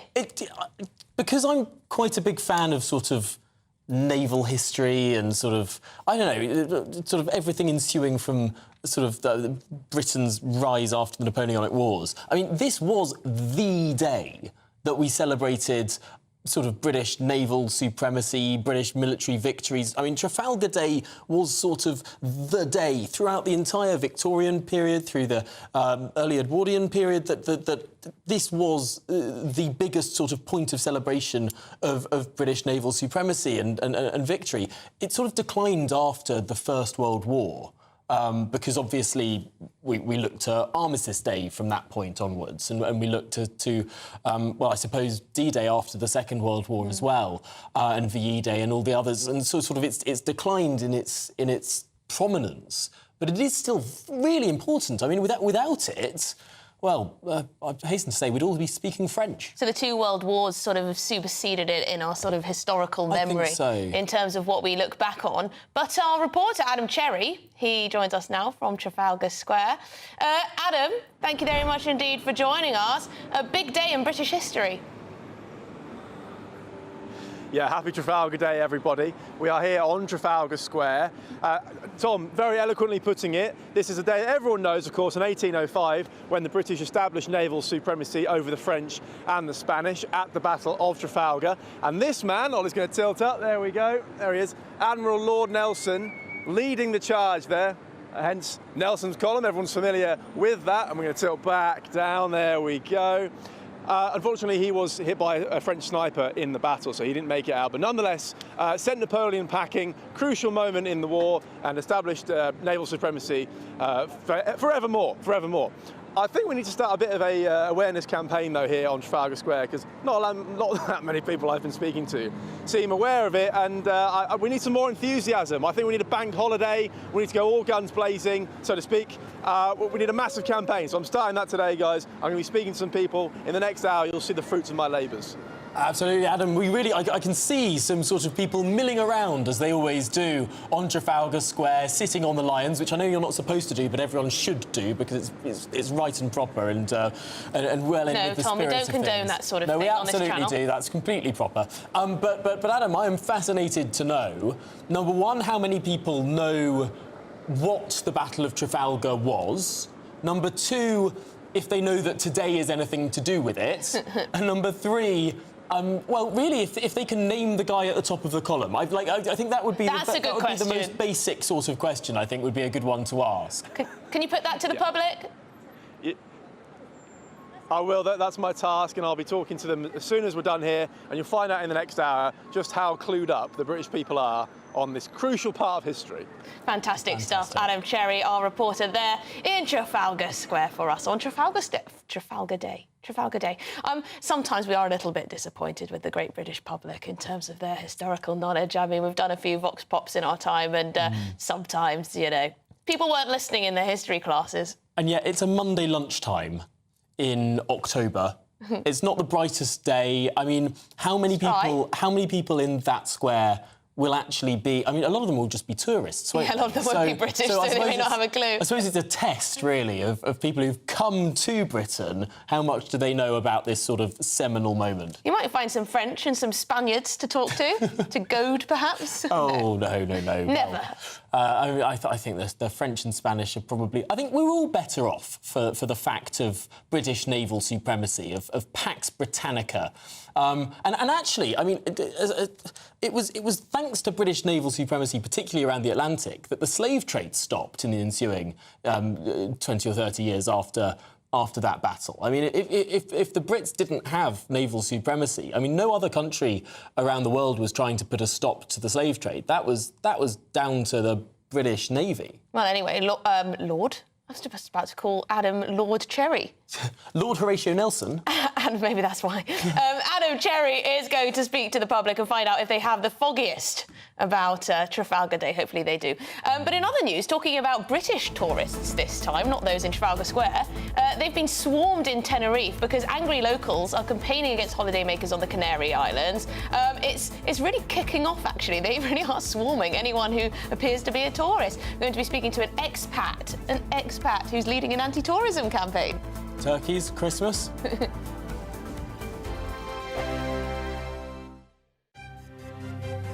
GB News Breakfast, every day from 6 a.m.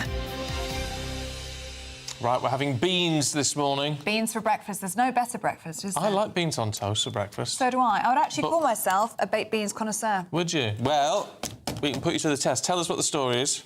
The story is, you might think beans, you might think Heinz. Heinz means beans. Beans means Heinz. Beans means Heinz. Heinz means beans. Who knows? So, of all of the supermarket baked beans, it is actually the Aldi supermarket version, this version over here, which came out on top. The Bramwell's baked beans, 76% on the taste test. And they're much cheaper as well. Much cheaper. Households can save, if you're buying 2 cans a week, £100 a year buying the Aldi version of these baked beans. So we thought we're going to do a blind taste test this morning to see. So we've got the Aldi beans, we've got M&S beans, and we've got beans Heinz. So I think number 2 is the best one. Yeah, I agree. Right, came first best for me. So the Heinz is number 3. Interesting. Which was the worst one? Which is the worst one, which is the ones, actually, I'll buy it home. Do you know what? That's just proven it. M&S was number 1. And Aldi was number 2, which was our favourite as well. I said M&S. Yeah, and we both said Aldi. We did say Aldi. I have to be honest, I was not expecting that. I told you. This is the hill I will die on. These are the beans that I get at home and I love them. At university, you get the tin that's half that size, and it was 21p for the store ones and 23p for Heinz baked beans. And as I say, the key was in the thickness of the sauce and how hard the beans were. They actually are really nice. They're really. I am really surprised, and we buy more than 2 cans a week, so it saved me a couple of £100. We get through 2 cans. So you like the Aldi ones? I like the Aldi ones. I'm shocked. They're a lot cheaper. Yeah. GB News, the People's Channel. If you want your news to be straight talking, this is the nightmare for the Conservatives again. Down to earth. It's not just Nottingham where this is happening, is it? And most importantly, honest. Hard-working, middle-class taxpayers, they'll get the book thrown at them. They catch me, Martin Daubney, Monday to Friday, 3 till 6 p.m. on GB News, Britain's news channel. Join me, Nana Akweer, for an informative, interactive news programme with a difference. It's fun. No, you didn't say that, Dave. I'm so surprised. I think there's an element of truth to that. Join me from 3 p.m. every weekend, only on GB News, Britain's news channel.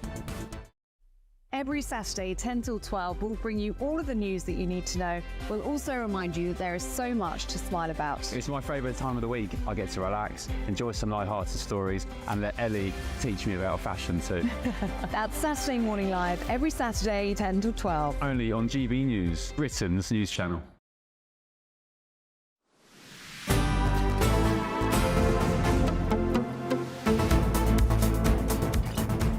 Good afternoon, Britain. It's 1:48. Now, thousands of anti-tourism protesters are disrupting holidaymakers in Spain's Canary Islands. They're highlighting growing tensions over the impact of mass tourism. Well, the demonstrators carrying placards and chanting have left tourists shocked and confined to their sunbeds. Oh, dear. This protest is part of a larger movement across Spain's tourist hotspots, where locals argue the influx of visitors is damaging to their community. This is just going to fuel the growth of the all-inclusive, which they don't seem to like either, because people are just going to stay in their hotel all day and not use any of the local infrastructure. Anyway, joining us now on the phone is Brian Harrison. Now, Brian is a British expat living in Tenerife, but he's actually leading an anti-tourism campaign. OK, Brian.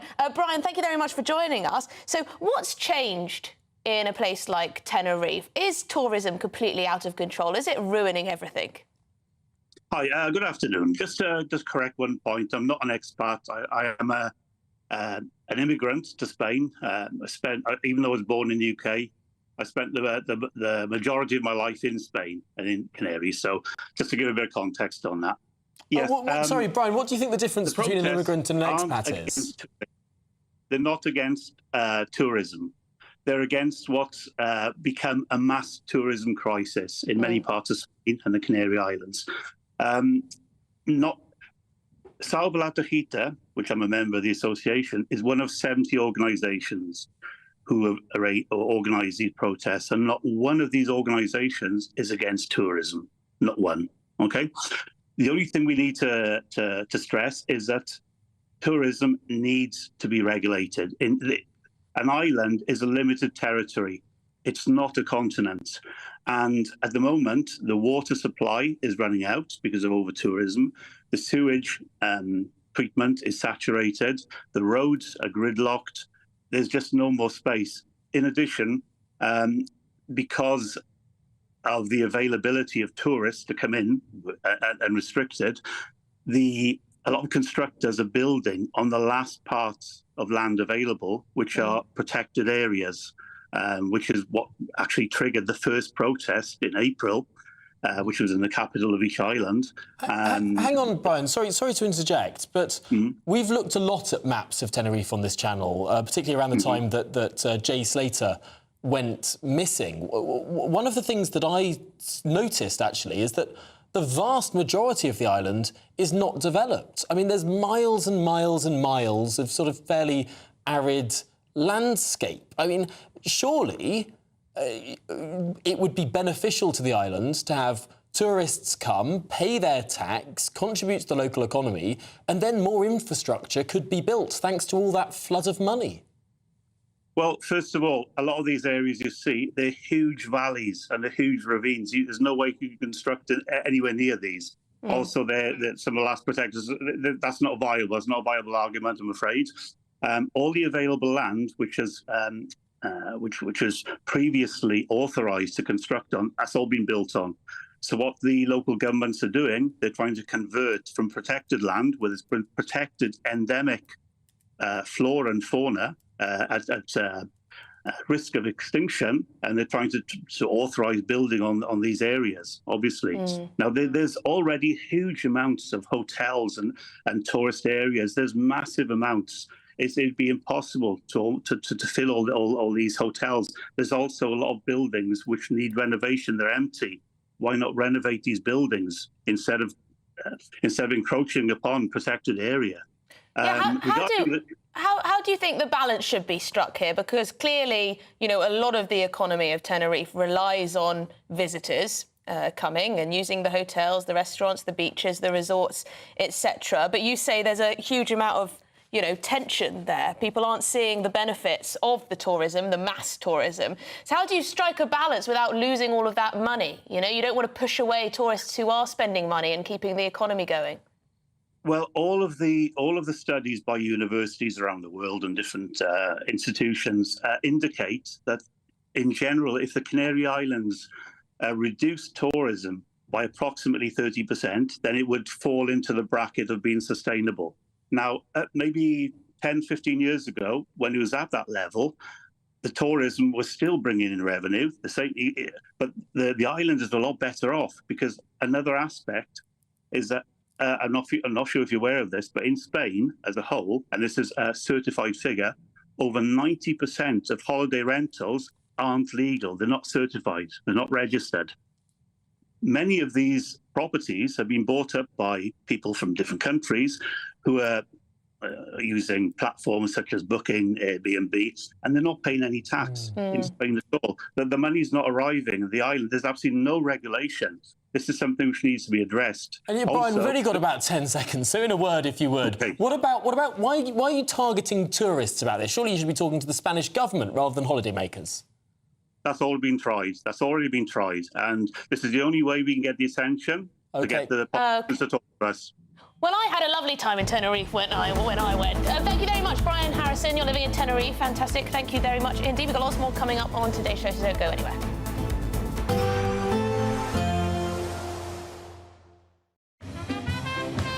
There will be a light breeze in the morning, leading to a warm front.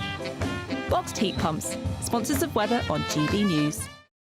Welcome along to your latest weather update from the Met Office here on GB News. For many, it's a fine, bright day out there, but we do have thick cloud and some rain across the far southeast and a few showers elsewhere in the west. Moving away to the northeast, that is what's left of Storm Ashley, leaving behind a couple of weather systems. But as I said, for many, it's a fine, bright day across northern England, Wales southern Scotland and Northern Ireland. Staying pretty cloudy across the southeast and outbreaks of rain across Kent, extending at times up towards London and Essex, and a few showers elsewhere along the south coast too. But where it brightens up, temperatures getting up into the mid-teens, 14, 15, maybe 16 Celsius, with a bit of sunshine across the southwest. Quite breezy with some showers coming into western Scotland.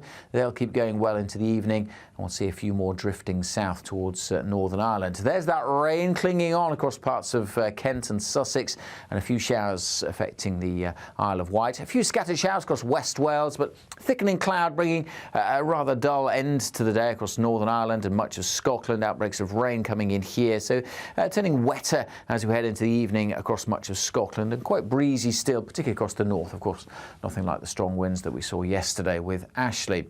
Staying quite breezy through the night, and we'll see a few more of these outbreaks of rain trickling south, clearing from Northern Ireland, turning up across northern England and eventually Wales. The rain across the far southeast will clear. It could turn foggy here for a time, so be aware of that through the first part of tomorrow morning. Temperatures dipping down to single figures, so quite a chilly night. Where we keep this zone of cloudier weather across West Wales, northern England, it will stay a little milder, but a fairly grey start then here into tomorrow. There will be further outbreaks of showery rain, just trickling southwards, nothing too heavy, but clouding over across the southeast, whereas it brightens up further north, a few sunny spells, just 1 or 2 showers in the northwest, and again, in the sunshine, feeling quite pleasant with temperatures in the mid-teens. We can expect clear skies, leading to a light and warm day ahead. Lovely. Boxed Solar, sponsors of weather on GB News. This good luck. Why go out on a Friday night when Friday night comes straight to your home? Talking about. Join me and my A-team of top pundits. Chemistry tonight is electric. As we tackle the big stories of the day with wit, insight and fearless energy. Man of the people. It's all vibe. Just a filing cabinet on wheels with a tie on. So, order in Friday Night Live with me, Mark Dolan, every Friday at 8, only on GB News, the People's Channel, Britain's news channel.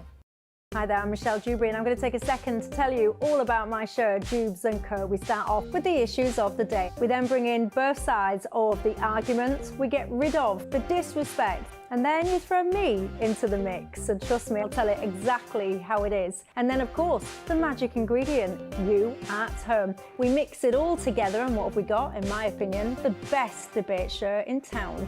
Monday to Friday, 6 till 7 on GB News, Britain's news channel.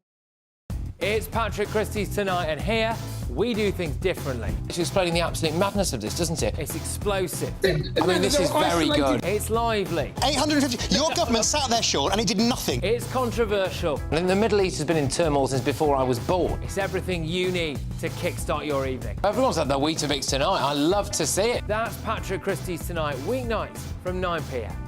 Only on GB News, the People's Channel, Britain's news channel. Welcome to State of the Nation, daily plunge into the stories shaping our country. I'm Jacob Rees-Mogg, and Monday to Thursday we bring you the insights, the facts, the truth about how our country is being governed. Because what happens in Downing Street matters down your street. Tune in to State of the Nation every Monday to Thursday, 8 to 9 o'clock.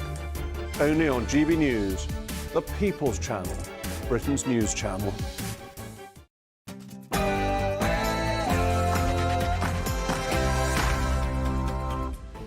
Good afternoon, Britain. It's 2 o'clock on Monday, the 21st of October. I'm Tom Harwood. And I'm Emily Carver. You are not our king. This is not your land. King Charles has been accused of genocide by a furious senator after addressing the Australian Parliament. We'll be taking a closer look at some of her claims.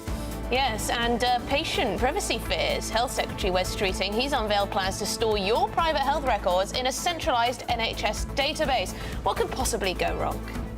And it's Trafalgar Day, but how much does the British public actually know about it? Well, we're out and about in Trafalgar Square to find out.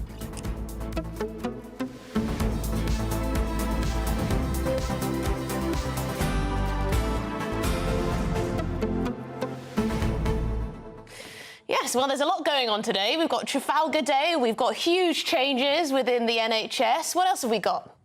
Well, of course, that heckling of the King and Queen. And I wonder, looking at this particular senator's past. I mean, why was she in the room? She always heckles. She heckles just about everything. She lies down in front of roads. She got into a bit of a back and forth with some people outside of I don't know if I can say it at this time of the day, but a strip club where she marched up to people who were white in the queue and was saying, "You've stolen my land, you've stolen my land." So this is sort of the thing that she does. I'm just surprised that the parliamentary authorities would have expected anything else other than her heckling. Just the men who frequent strip bars, they're her target, OK? I think just about anyone who seems to not be Aboriginal. Well, on Trafalgar Day, Gary says, I've just searched on BBC News website for it. The only mention is in 2010. Then we wonder why young people know nothing about it. I'll have to fact-check that too, Gary, and see if it's not mentioned on the BBC News website. If it hasn't been mentioned since 2010, that's a bit sad, isn't it? It is a bit sad, because it was such a big sort of, you know, it would be such a sort of coming together event right through the Victorian period. But I suppose one of the things is you can't have sort of every single... It got superseded, really, again, by Armistice Day, by VE Day, by D-Day. You know, all of these sort of anniversaries of the First and Second World War sort of has pushed the Napoleonic Wars out of the public imagination. Well, we're going to bring them back in today. We're going to be on Trafalgar Square. We're going to find out whether people actually do know about it. Do they know where they're standing? Do they know the significance of the monument and so on? Also, lots of you getting in touch about this young woman who's in court today regarding the assault on Nigel Farage. I do wonder whether she'll become some kind of activist pin-up. Well, I know that she... I don't know if I can say this at this time of day, but she has a subscription service website. It's called OnlyFans, and I think I'll leave it at that. But perhaps it was all a big publicity stunt. It could be a publicity stunt. It could have been a publicity stunt. I mean, it certainly made the media, didn't it? But gbnews.com/your say, please do get in touch. But it's your headlines with Tatiana.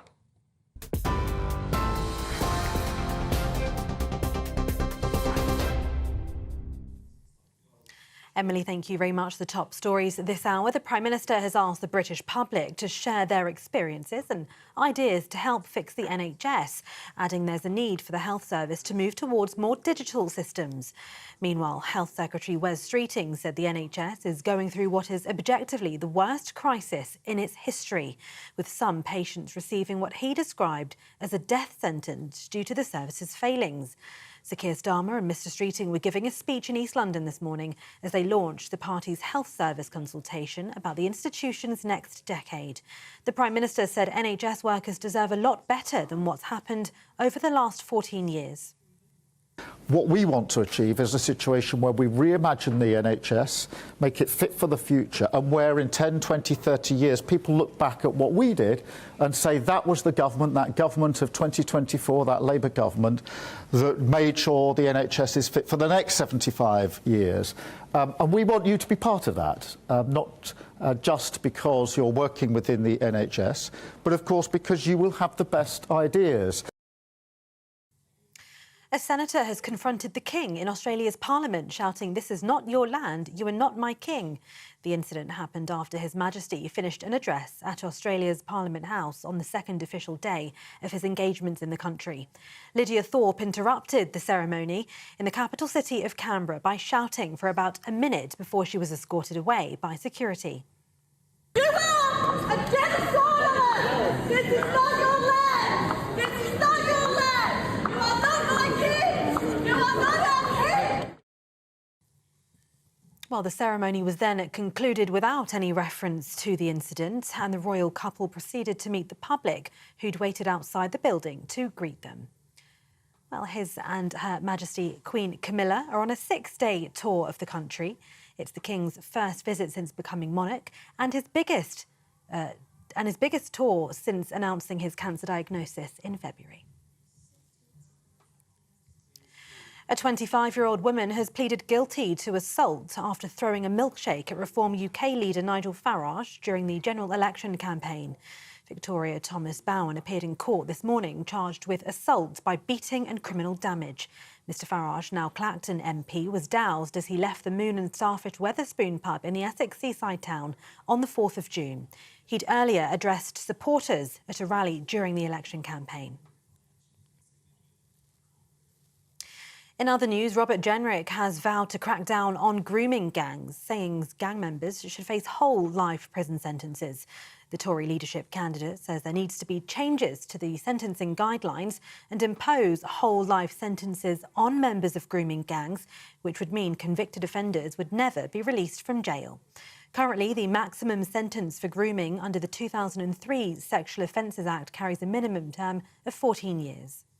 But I want to see mandatory life sentences for these despicable predators, so that you're not out in 14 years, as the current law suggests, or less, but actually you're never out of prison again. I want those of these predators who are not British citizens to be removed from our country with compulsory deportations. And the public officials who turn a blind eye for fear of racism or community relations, I want them to be prosecuted and barred from working in the public sector ever again. More than 1,000 extra prisoners are set to be freed early this week as the government puts the latest stage of its plan to ease jail overcrowding into action.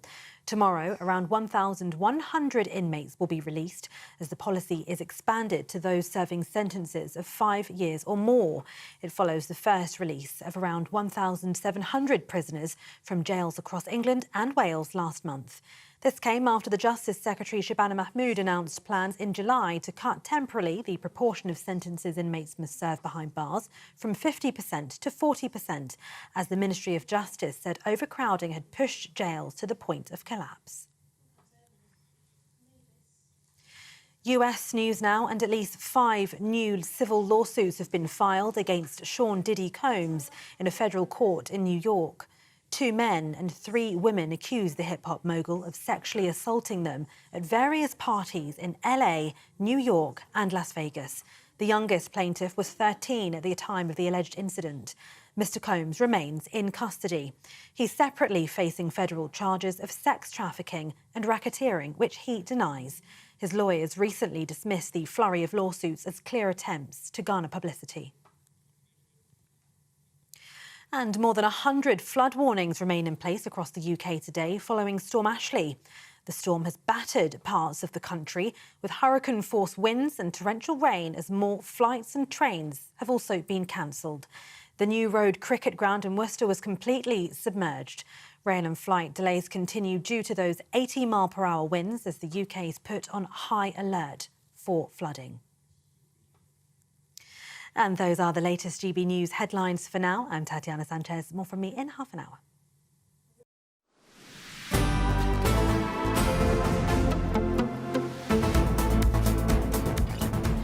OK, it's 2:09. You're watching and listening to Good Afternoon Britain. Now, the Indigenous politician who caused a stir overnight because she heckled King Charles following a speech in the Parliament in Australia.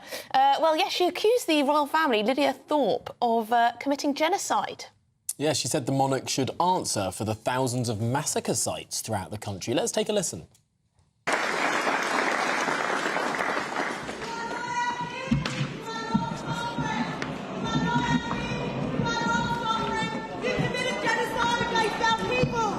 Give us our land back. Give us what you stole from us. Our bones, our skulls, our babies, our people. You destroyed our land. Give us a genocide. This is not your land. This is not your land. You are not my kids. You are not our kids. Well, she's certainly not shy, is she, this Lydia Thorpe? Anyway, she has previous. Should we have a look at her being sworn into the Parliament? I, Sovereign Lydia Thorpe, do solemnly and sincerely affirm and declare that I will be faithful and I bear true allegiance to the colonising Her Majesty Queen Elizabeth II. Senator Thorpe.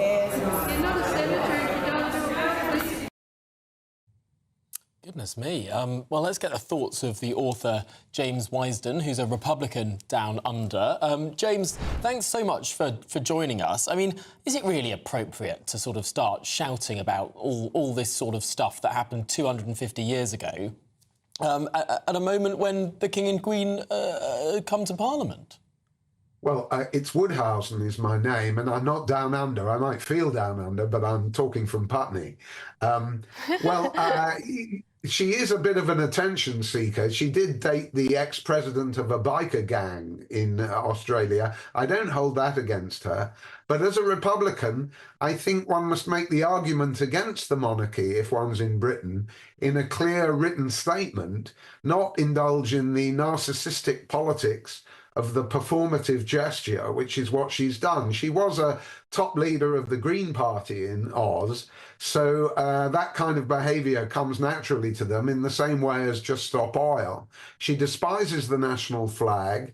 She seems to believe that all white people are racist. She wants a treaty with the rest of Australia beyond the Aboriginal community or the First Nations community to sort of set things right, as if a piece of paper could do that. Now, I'm a Republican. I don't agree with Prince Charles, an unelected monarch, having all the powers which people underrate that he has. But I think if you want to protest, and I'm all in favour of the right to protest and free speech, it's no good just behaving in the way she did. I might add, having listened a bit to his speech, it was full of all the woke nostrums about being nice to the original people, the oppressed, and so on. And there were lots of sort of pipes and daubings of Aboriginal people to welcome him. So really what we've got is the woke against the woke in this dispute. And, it's ridiculous to say that he should answer for the grave injustices that have been done to the Aboriginal people in Australia. This is part of a wider war against the past, as Frank Ferretti, one of your contributors, describes it, right? Where you hold everybody today as horrifically responsible for events that happened hundreds of years ago. This can only disorientate people, sow division. It's ridiculous to believe that Charles is personally responsible for all of this. Her reference to the genocide that happened to the Aboriginals recalls, just how relativized this concept has become when Hamas, which is actually pledged to genocide in Israel, its supporters here, and no doubt in Australia, believe that it's Israel that is pledged to do a genocide against the Palestinians. So really it is, a kind of thespian, lovey gesture. She has a lot of form on this. And, it's very comparable with Victoria Thomas Bowen, the OnlyFans lady, throwing a milkshake at Farage. This is no way to conduct politics, whether you're a Republican or a monarchist. Do you think we're going to see more of this, though? I mean, we do live, unfortunately, perhaps in the TikTok age. Things go halfway around the world before you've even, stepped out of the room, in this case, probably. Do you think we're going to see more of this type of, in inverted commas, protest, just because it's how our media, social media works now? Well, I think it's wrong, really, to blame social media for this. Obviously, it's an enabler, but it's not the first cause. The first cause is actually Albanese in Australia and King Charles here and the elite here, who completely concede to the woke outlook. They love the performative gesture. I mean, the palace has always been about the performative gesture. But elites here and there, want to declare, if in the case of Albanese, a voice for the First Nations, a sort of consultative talking shop, in a way that really doesn't do justice to their cause, does not promote equality, does not really raise them up, but simply wants to show off and reveals the elite's lack of confidence in its future, in solving Australian problems, and its derision and hatred of the past. And that's really wrong. I don't like the elites, but when they self-flagellate in the way that Lydia Thorpe has done, she's, a senator representing Victoria, Melbourne, Victoria, then all we're seeing is something just like a West End play, really, which is much of what politics has become. So, you can say, oh, well, it's all TikTok and Twitter and these loopy individuals, and you'd be right. But we know that it's a much wider phenomenon. That's why the police dance to Just Stop Oil here. It's why they don't arrest anybody endorsing Hezbollah on the streets of London. Why do they do that? They're part of the elite, the police, but they've lost confidence in what the elite used to stand for, much as I criticise them, but they used to stand for progress, for mass education, for looking after yourself, for looking after your community, for personal responsibility. They don't believe that anymore. And so they give a big space for these wacky people. Yeah, true. Well, no, it's a fascinating perspective. James Woodhousen, a Republican, but critical of the act of this Senator Lydia Thorpe. Very, very interesting there. Yeah, interesting perspective. Thank you very much indeed for your time. I just think with the social media question, I just think it fuels it in a way because people play up to it. It's like how sometimes you see these ridiculous little speeches and comments in the House of Commons that you just know they're only saying so they can clip it up for 20 seconds, slap it on their Twitter and have loads of, Gen Zers say how amazing they are. And they don't turn up for the debate. No. They don't want a back and forth in the chamber. They just want their little viral moment and then they go off. And it damages what a democracy is supposed to be. I do wonder how people like Lydia Thorpe get into the positions that they managed to get into. I mean, a senator in the Australian Parliament. An independent senator. She was elected as a Green, but then there was obviously some big disagreement. It seems that she disagrees with a lot of people. So what on earth was she thinking, going up to a strip club to men outside and saying, give me back my land? Well, it's not just everyone that's turning. Her own dad has turned against her. Oh, gosh. Saying that she's racist against white people after that strip club incident. I mean, my goodness me. OK, so she's a problematic child in the family, perhaps? Her father says that his daughter is a profoundly racist person. Good grief. Well, there you go. And you said she may have English and Irish heritage. Yeah. Ancestry. Right, OK, well, this is Good Afternoon Britain on GB News. Now, the row over one of Britain's most notorious serial killers, Lucia Letby, is ongoing. Veteran Tory MP David Davis has told GB News he is 90% sure she's innocent. She was, of course, convicted of murdering 7 babies and attempting to murder 7 more at the Countess of Chester Hospital between 2015 and 2016. We're going to be getting reaction to his comments, David Davis's comments, straight after this.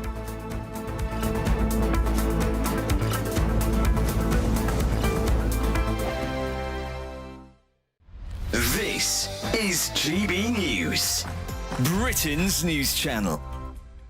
We're talking catchphrases and jingles because, of course, instantly recognisable and sometimes a little annoying in the case of the Go Compare one, perhaps. An iconic advertising jingle can stay in your head all day and sometimes stand the test of time. Sound expert and music designer for some of the world's most renowned companies, Michael Boumendil, joins us now. Good morning, Michael. Thank you for joining us. Good morning. First of all, what is the secret ingredient, the secret recipe for a hit jingle that stands the test of time over the decades? Well, I have to say the secret 100 years ago is not the secret today, because today all the brands are using music. So the first secret is to stand out, is to make something different, to do something interesting. The other thing I believe is to do something that is true to the brand, that is talking to you. You know, it's not only about the memorability, but it's about telling something about the brand. You know, when I hear you, your voice, your tone of voice says not only who you are, I can recognize your voice, but it says a lot about your mood, your personality. So the other reason why we make successful jingles is because they're catchy, because they're different, but also because they say something to us that is interesting, and finally keeping this link between the brand and the customers. Michael, tell us about your involvement in the new Maybelline jingle. This makes me, I haven't heard it, but it makes me a little bit sad because I was an avid Maybelline concealer user for many years. Other brands are available, but the jingle was the main reason why I got bought into it. You don't have to be sad, because we kept most of the legacy. GB News, the People's Channel. Every Saturday, 10 till 12, we'll bring you all of the news that you need to know. We'll also remind you that there is so much to smile about. It's my favourite time of the week. I get to relax, enjoy some light-hearted stories, and let Ellie teach me about fashion too. That's Saturday Morning Live, every Saturday, 10 till 12. Only on GB News, Britain's news channel. Nightmare commute? Kick it up a gear with GB News Radio. You can listen online and on DAB+ and on the GB News app. We're also on TuneIn and the Radio Player apps. From the school run to rush hour, get revved up with GB News Radio. We are the People's Channel, Britain's news channel. If you want your news to be straight talking, this is a nightmare for the Conservatives again. Down to earth. It's not just Nottingham where this is happening, is it? And most importantly, honest. Hard-working, middle-class taxpayers, they'll get their book thrown at them. Then catch me, Martin Daubney, Monday to Friday, 3 till 6 p.m. on GB News, Britain's news channel.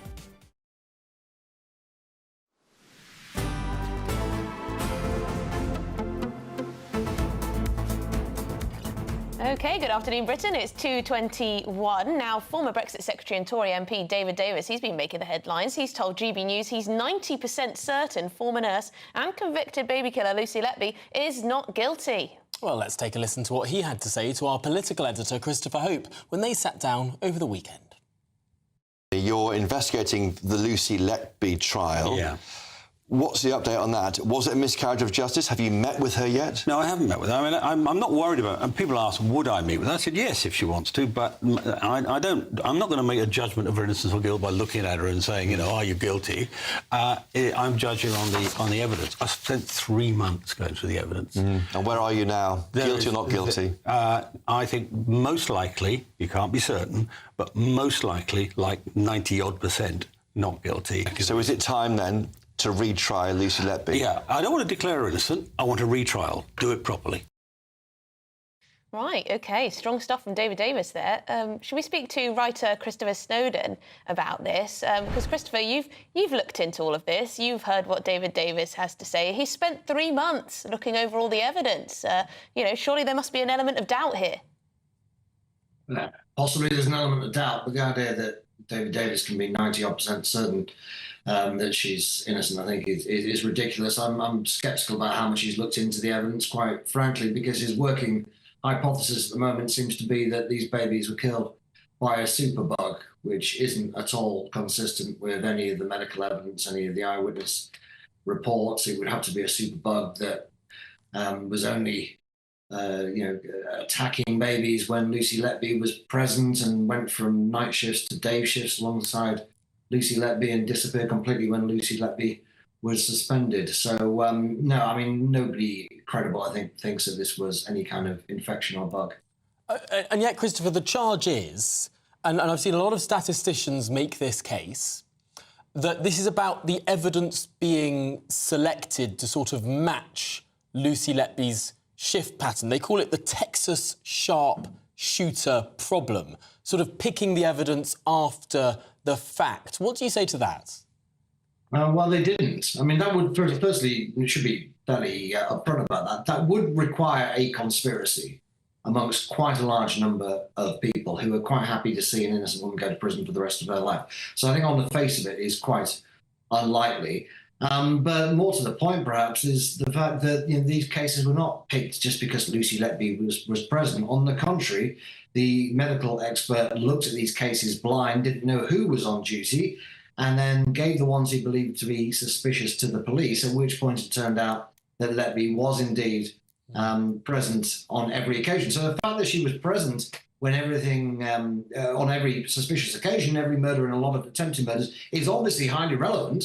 And if you accept that crimes were committed at these times, then she's the only person who could have possibly done it. No other nurse was even there half as many times. Chris, that's fascinating. But that's not what the court cases was proving that crimes have been committed. Because all of the people, and we've had a statistician on the show saying, well, this is just about selecting the evidence. But you're saying this evidence was selected blind in the first place. I mean, have all of these statisticians, well, I say all of these, I mean, have these few statisticians just got the wrong end of the stick?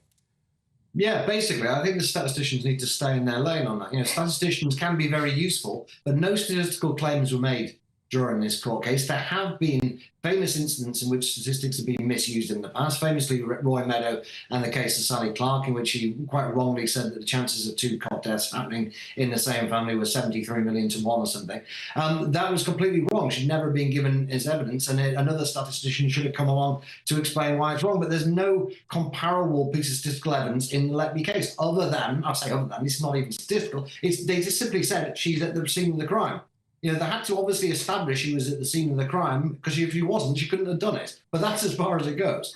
I mean, Christopher, it seems this all, what piqued David Davis's interest was this New Yorker magazine article. And this article was not allowed to be published in this country for a little while, was it? I mean, perhaps it's still not.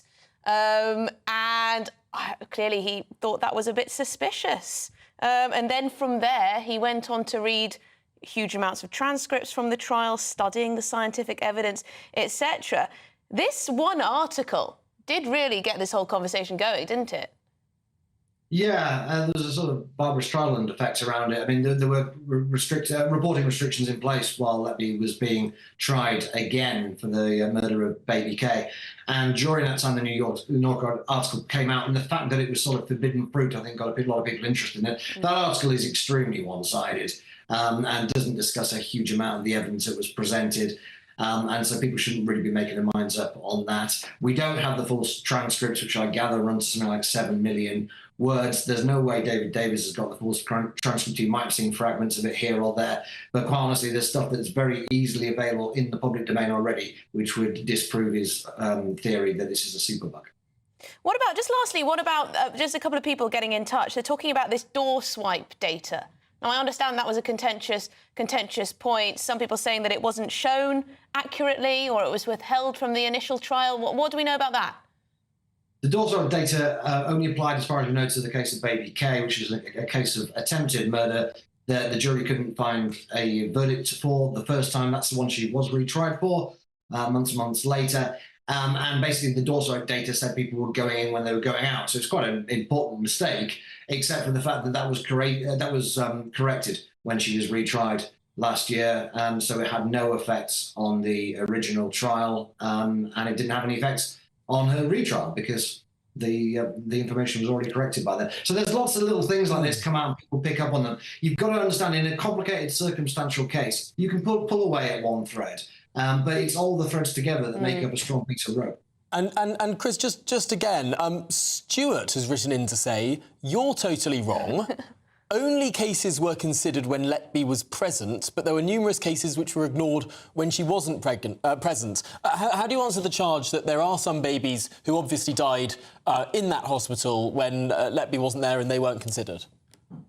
They weren't considered because they weren't suspicious. You know, there were several cases of babies being born with severe congenital abnormalities. One had a brain aneurysm. Obviously, nobody thought that these were murders, so they were considered by Dowie Evans, the medical expert. He said these were obviously natural causes, so the police don't need to look at those. But these other ones, these are suspicious, and those are the ones he sent to the police. And as it turns out, Letby was present every time. The idea that the police only gave Dowie Evans the cases when Letby was present is clearly and demonstrably untrue. OK, well, thank you very much indeed. Christopher Snowdon, you're a writer. You've written on this extensively. Thank you very much indeed for your time. I think the reason why is exactly what you mentioned, that New Yorker article, that because of the onerous reporting restrictions that are placed on cases that are live in this country, no journalist, we weren't allowed to talk about it on the television. No journalist was allowed to write about it in this country. The New Yorker had to block that article from British IP addresses. But of course, you can't block things from computers. All you have to do is use a VPN, and then you're in a different country. You pretend you're in America, you can read the article. It is that forbidden fruit, isn't it? It's just, I think we need to revisit reporting restrictions because they do lead to sort of... conspiracy?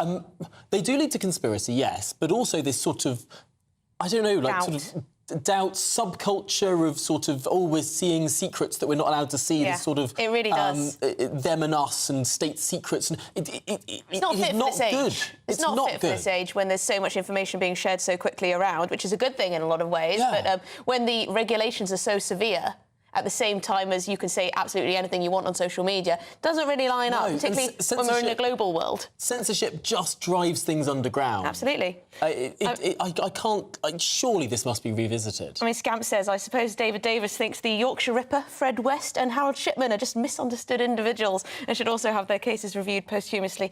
I don't think he'd agree with that. I don't think he'd agree. But who knows, you know?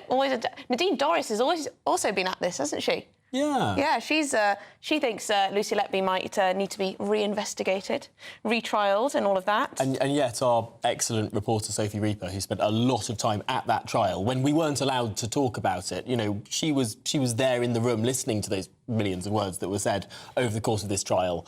I was speaking to her about it, and she seems to suggest that if you were there in the room, if you were following that, it's easy to see why the jury came to the conclusion that they did. But Grumpy Grandad says he does think we need to look again at this Lucy Letby case. There are too many people saying she may be innocent and she may have been used as a scapegoat to cover up for NHS failings. I don't know if that's true or not, but if there is any doubt, it has to be looked at and we need to know what really happened. Yes, there's very much two sides to this. Lots of you are very sceptical. You think that actually Lucy Letby could be innocent. I believe the trial, to be honest. I think I believe the trial. I think I believe... Although there is quite a lot of scapegoating in the NHS, we know there has been. But not to the extent of sending someone to prison. No, I don't think so. And the fact that the baby death stopped when she was fired, I mean, I think that's pretty open door shut for me. Open door shut. There we go. This is Good Afternoon Britain on GB News. Still to come. Should new drivers under the age of 21 be banned from carrying passengers of a similar age? That's what the AA is calling for. We'll have more on that after your headlines with Tatiana.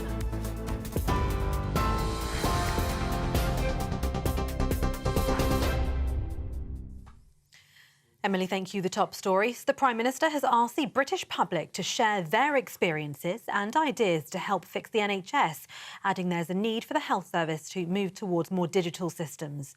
Meanwhile, Health Secretary Wes Streeting said the NHS is going through what is objectively the worst crisis in its history, with some patients receiving what he described as a death sentence due to the service's failings. Sir Keir Starmer and Mr Streeting were giving a speech in East London this morning as they launched the party's health service consultation about the institution's next decade. The Prime Minister said NHS workers deserve a lot better than what's happened over the last 14 years. A senator has confronted the King in Australia's Parliament, shouting, "This is not your land, you are not my king." The incident happened after His Majesty finished an address at Australia's Parliament House on the second official day of his engagements in the country. Lydia Thorpe interrupted the ceremony in the capital city of Canberra by shouting for about a minute before she was escorted away by security. You are a genocide! This is not your land! This is not your land! You are not my king! You are not our king! Well, the ceremony was then concluded without any reference to that incident, and the royal couple proceeded to meet the public who'd waited outside of the building to greet them. His and Her Majesty Queen Camilla are on a 6-day tour of the country. It's the King's first visit to Australia since becoming monarch. A 25-year-old woman has pleaded guilty to assault after throwing a milkshake at Reform UK leader Nigel Farage during the election campaign. Victoria Thomas-Bowen appeared in court this morning charged with assault by beating and criminal damage. Mr Farage, now Clacton MP, was doused as he left the Moon and Starfish Wetherspoon pub in the Essex seaside town on the 4th of June. He'd earlier addressed supporters at a rally during the election campaign. And at least 5 new civil lawsuits have been filed against Sean Diddy Combs in a federal court in New York.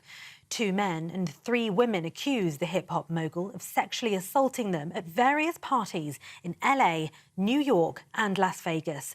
The youngest plaintiff was 13 at the time of the alleged incident. Mr Combs remains in custody. He's separately facing federal charges of sex trafficking and racketeering, which he denies. His lawyers recently dismissed the flurry of lawsuits as clear attempts to garner publicity.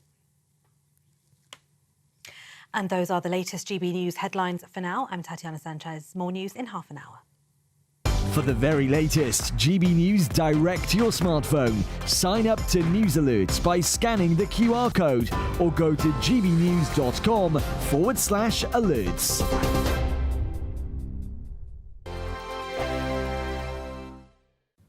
Welcome along to your latest weather update from the Met Office here on GB News. For many, it's a fine, bright day out there, but we do have thick cloud and some rain across the far southeast and a few showers elsewhere in the west. Moving away to the northeast, that is what's left of Storm Ashley, leaving behind a couple of weather systems. But as I said, for many, it's a fine, bright day across northern England, Wales, southern Scotland and Northern Ireland. Staying pretty cloudy across the southeast and outbreaks of rain across Kent, extending at times up towards London and Essex, and a few showers elsewhere along the south coast too. But where it brightens up, temperatures getting up into the mid-teens, 14, 15, maybe 16 Celsius, with a bit of sunshine across the southwest. Quite breezy with some showers coming into western Scotland. They'll keep going well into the evening, and we'll see a few more drifting south towards Northern Ireland. There's that rain clinging on across parts of Kent and Sussex, and a few showers affecting the Isle of Wight. A few scattered showers across West Wales, but thickening cloud bringing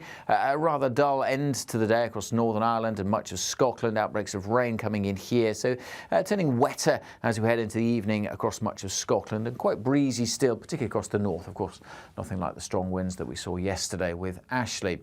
Staying quite breezy through the night, and we'll see a few more of these outbreaks of rain trickling south, clearing from Northern Ireland, turning up across northern England and eventually Wales. The rain across the far southeast will clear. It could turn foggy here for a time, so be aware of that through the first part of tomorrow morning. Temperatures dipping down to single figures, so quite a chilly night.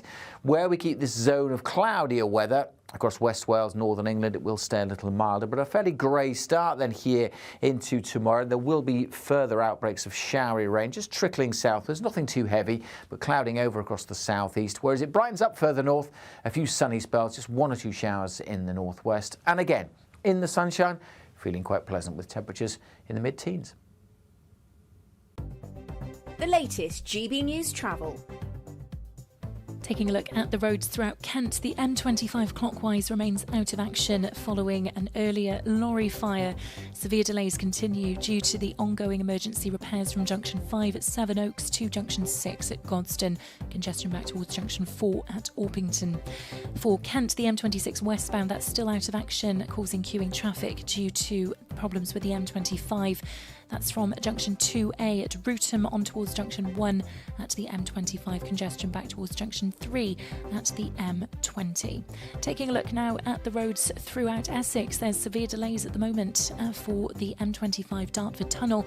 That's the anti-clockwise section as you approach Junction 3 at the Swanley interchange. There'll be more travel news throughout the afternoon.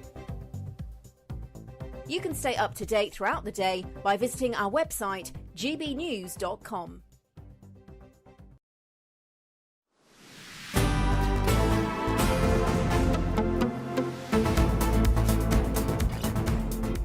Good afternoon, Britain. It is 38 minutes past 2, and there's plenty more coming up on today's show. But, of course, before we get to all of that, Ben Leo is filling in for Martin Daubney at 3 o'clock. And, Ben, what have you got for us today? Hello, good afternoon to you both. A cracking show coming up. It might be gloomy outside, but I'm going to endeavour to make sure it's full of sunshine and light in the next 3 hours as Martin suns himself abroad on holiday. By the way, I'm here all week for Martin, Monday to Thursday. We're going to kick off with, of course, Wes Streeting, his plans for a public consultation on the NHS. I don't know if you guys have seen, but they made the consultation public, so you could see all the comments that had been submitted on the website. You could access them, including, these are some examples of the recommendations from members of the public. Somebody said a maximum BMI for nurses. They should be leading by example, so suggesting that nurses who exceed a certain BMI shouldn't be allowed in the job. Don't know what you think of that. And also the NHS should try and pay for itself by having its own branded plasters, medication, first aid kits with the NHS logo emblazoned across it so they can flog it and raise a bit more money. Interesting ideas. I mean, the NHS is indeed a brand, so why not? Yeah. I don't know. Maybe. If you're buying NHS branded plasters, I mean, would they be less good as plasters? I think, but I think people buy, NHS things, don't they? The badges and the lanyards. You'd order your NHS plasters, and they'd say you can come. It will take 6 to 8 weeks, or it's a 2-year waiting list for your plasters to be delivered. It would make a great stocking filler, no less, especially for the NHS lovers amongst us. And also, separately, the SNP, don't know if you've seen this, the SNP has included, they've got a public list where you can select your gender on a website for a government form. They reckon there's 24 genders, including, Tom, let me know what you think of these: cisgender, trans man, trans woman, non-binary, agender, transmasculine, gender fluid, genderqueer, questioning, and a specific one for people who are autistic, specifically, but who are also questioning their gender identity. So they've called it wokeness gone mad north of the border. So, sorry, autism is a gender now? Your special one, yeah. Yes. I find it very hard to wrap my head around that. I thought there were thousands, to be fair. So let me tell you the name of it. 1 second. Maybe they've agglomerated some. Ben, we're going to have to catch up more with you at 3 o'clock. Look forward to it. I'm looking forward to hearing the other 20 genders that there apparently are. Ben, of course, is on at 3. Yes. Anyway, now the days of passing your driving test and taking your mates for a spin could well be over. Yes, you might have to put the handbrake on, as the AA is recommended new under 21-year-old drivers shouldn't be carrying similar-aged passengers within the first 6 months that they hit the road. They argue it could save 58 lives a year. So is it time to have this type of crackdown on young drivers? Shall we speak to the campaign manager at Brake, Lucy Straker? Lucy, thank you very much indeed. I'm just casting my mind back to when I was 17 and I finally, after 4 attempts, passed my test. One of the great joys was being able to drive my friends around.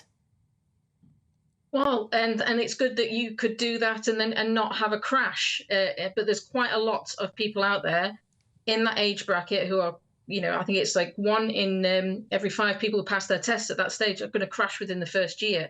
And what we're trying to do is reduce that to make sure that everybody who passes their test can drive around safely and get through their teenage years, through their 20s, and have a good, long, healthy life. Now, we all know that people under the age of 18, under the age of 21, perhaps aren't the most sticklers for the rules. I have to hold my hands up. I might well have had a drink or two before the age of 18. I might have gone to a local park and it might not have been entirely within the law to consume or even purchase the alcohol that was being consumed by my age group at that point. I could point to stories of people in this age bracket, bundling into a car, not wearing seatbelts. There are laws that aren't necessarily always followed. Isn't this going to be a huge enforcement problem? To say to the police, you need to check who precisely is in the car and what age they are at. I mean, no one's going to enforce this. No one's going to follow this. So one of the young lads who was killed in the crash last year, his mother is campaigning for this. Crystal Owen, you may have seen her in the press, and she's campaigning for this. And what she said was she had no idea how dangerous, this kind of scenario was. And if there was a law in place that stopped that from happening, it would put it on high alert for her and for lots of other parents. We've got hundreds of families that say exactly the same thing. They would be more aware that this is a real danger for their children. And they would have put those measures themselves. They would enforce those measures themselves. So, yes, there are still going to be people out there that break the law, and we don't want them to. Just like there's people out there speeding that we don't want them to. That doesn't mean that we shouldn't have a law in place. OK, well, Lucy Straker, you make a strong case, campaign manager at Brake. Thank you very much indeed for your time this afternoon. I must say, again, casting my mind back to when I was 17, the boys. They were the ones who were trying to race each other around. They were the ones who were trying to get through the lights just as they were about to turn red. They were the ones who had too many people in the car. They were the ones who were a bit silly, let's say. Do you think there should be more restrictions on boy drivers than girl drivers? Well, we've had this conversation before, haven't we? And actually, that's illegal. It's illegal under the Equality Directive from the European Union. Because the law change came in 2012. Even though the Equality Directive was the year before, the European Court of Justice likes to add more obligations onto the laws as things go along. And they determined that women couldn't get cheaper car insurance than men because that was discriminatory.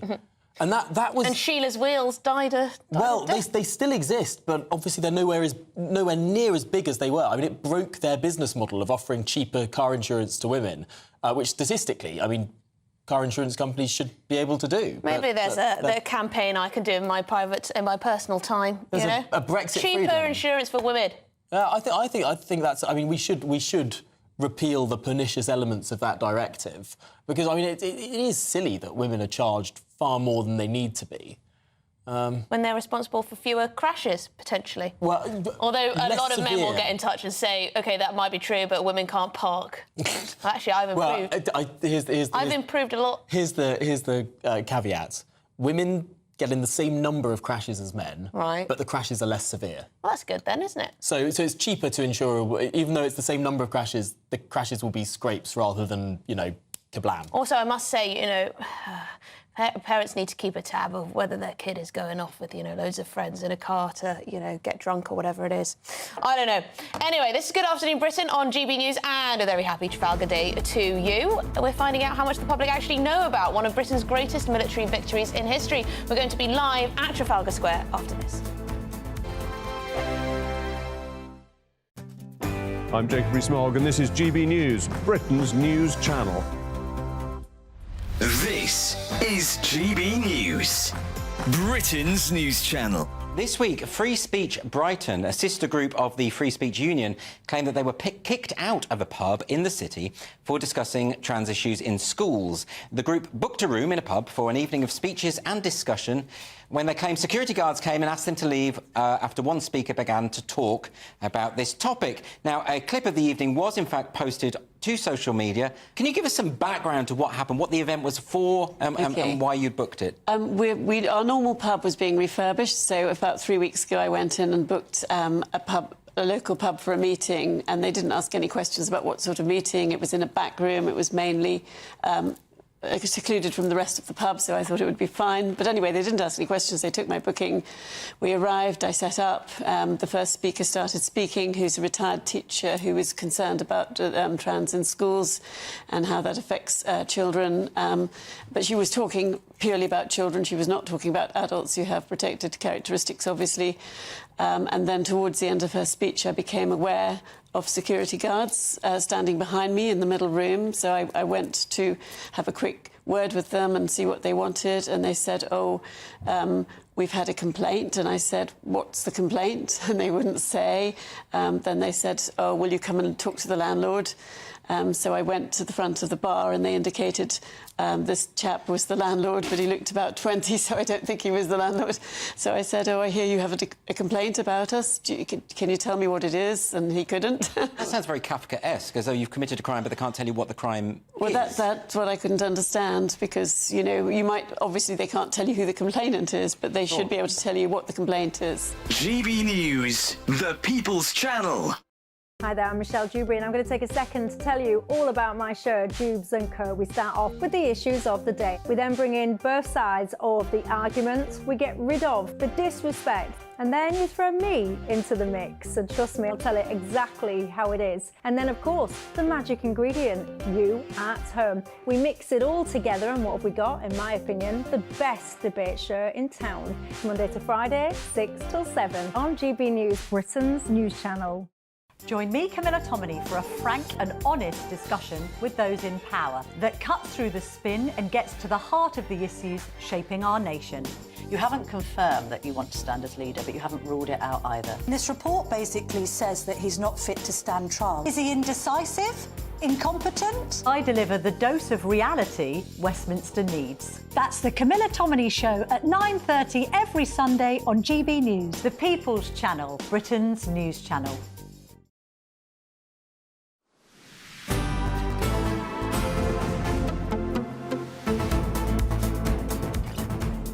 Good afternoon, Britain. It is now coming up to 10 to 3 and it's the 21st of October. So that means it's Trafalgar Day. Drum roll. Now, we've been wondering all afternoon just how much the British public know about the historic day. Well, good for you. Our reporter, Adam Cherry, joins us from a certain famous London landmark where he's been putting the people to the test. Adam, so how is our historical knowledge lacking in the centre of London, or are people doing well with this? Well, I promised I'd do some field research, and I have mixed results. In fact, this is what they had to say to me, so why don't you just take a look? This is what they said. Right. Today's a very special day. Do you know why? No. OK. It's Trafalgar Day. Okay. So do you know, on Trafalgar Day, at the Battle of Trafalgar, who did the British defeat? No idea. OK, it wasn't the British, it was the French and the Spanish. Okay. Last question. You might get this one, because those ones are quite difficult. That chap on the top of that column, who is that? I have no idea. Honestly, I have no idea. Who is it? It's Lord Nelson. Okay. Admiral Lord Nelson. Admiral Lord Nelson. Well, nice to meet him. What day is it today? Today is October 21st, the Trafalgar Day. Yes. And who did the British defeat on Trafalgar Day? The French and Spanish alliance. Yes. Yes, we're on a roll. And finally, who is the chap at the top of that column? That is Horatio Nelson. Right, so we're on Trafalgar Square. This is your first time in London. Do you know what today is? Do you know what we're celebrating today in London? Is it Trafalgar Square Day? Almost. It's Trafalgar Day. Right, so I'm going to give that's a pass. You're going to say you got that one. So 1 out of 1. Who did the British defeat in the Battle of Trafalgar on Trafalgar Day? Whoa, I'm not sure. That's all right. Yes. OK, so it's the French and the Spanish. Yes. Final question. This chap on this column up here, guy at the top there, yes. Who is that? Is it Napoleon? Napoleon. Brilliant. Adam, that was stunning. I really enjoyed that. So, yes, some were lacking in the knowledge department, but to be fair, a couple of them were from abroad. Yeah, you know, I should, full disclosure, guys, the second chap was actually a tour guide, so I don't know if that influences the validity of my findings, but look, full disclosure, he's going to spread the knowledge, and my campaign to get a bank holiday going has commenced in earnest. Maybe next year we'll have more luck. I am just... I was feeling sort of a bit sorry for the guy who'd just come to London for the first time and you accosted him with all of these questions about British history. He loved it. And then he suggested the chap at the top of the column was Napoleon in Good London. guess, I guess. Good guess. No, come on. I mean, sure, we need to get the BBC World Service really up to shape on this. I mean, what can possibly be done? Adam, you're suggesting a bank holiday. Wouldn't it be nice, perhaps, if this was just taught in schools? Maybe, but, you know, maybe on their day off, on this bank holiday, they can use that extra time to learn about all the great things throughout British history. That's my campaign. OK, so a bank holiday where you have to have, an hour or two, sit down with your parents or your friends. Mandatory patriotic history hour. I think we need some of that, don't you think? We need some of that. Adam Cherry, thank you very much indeed for bringing us that and the answers from the great British public and tourists and also tour guides. Yeah, tour guides. So there you go. I was thinking, blimey, actually, like a lot of people have... No, it's tour guide. Of course, he's... Do you think there should be a little bit more of the patriotic history lessons, or am I starting to sound, older than my age? No, I mean...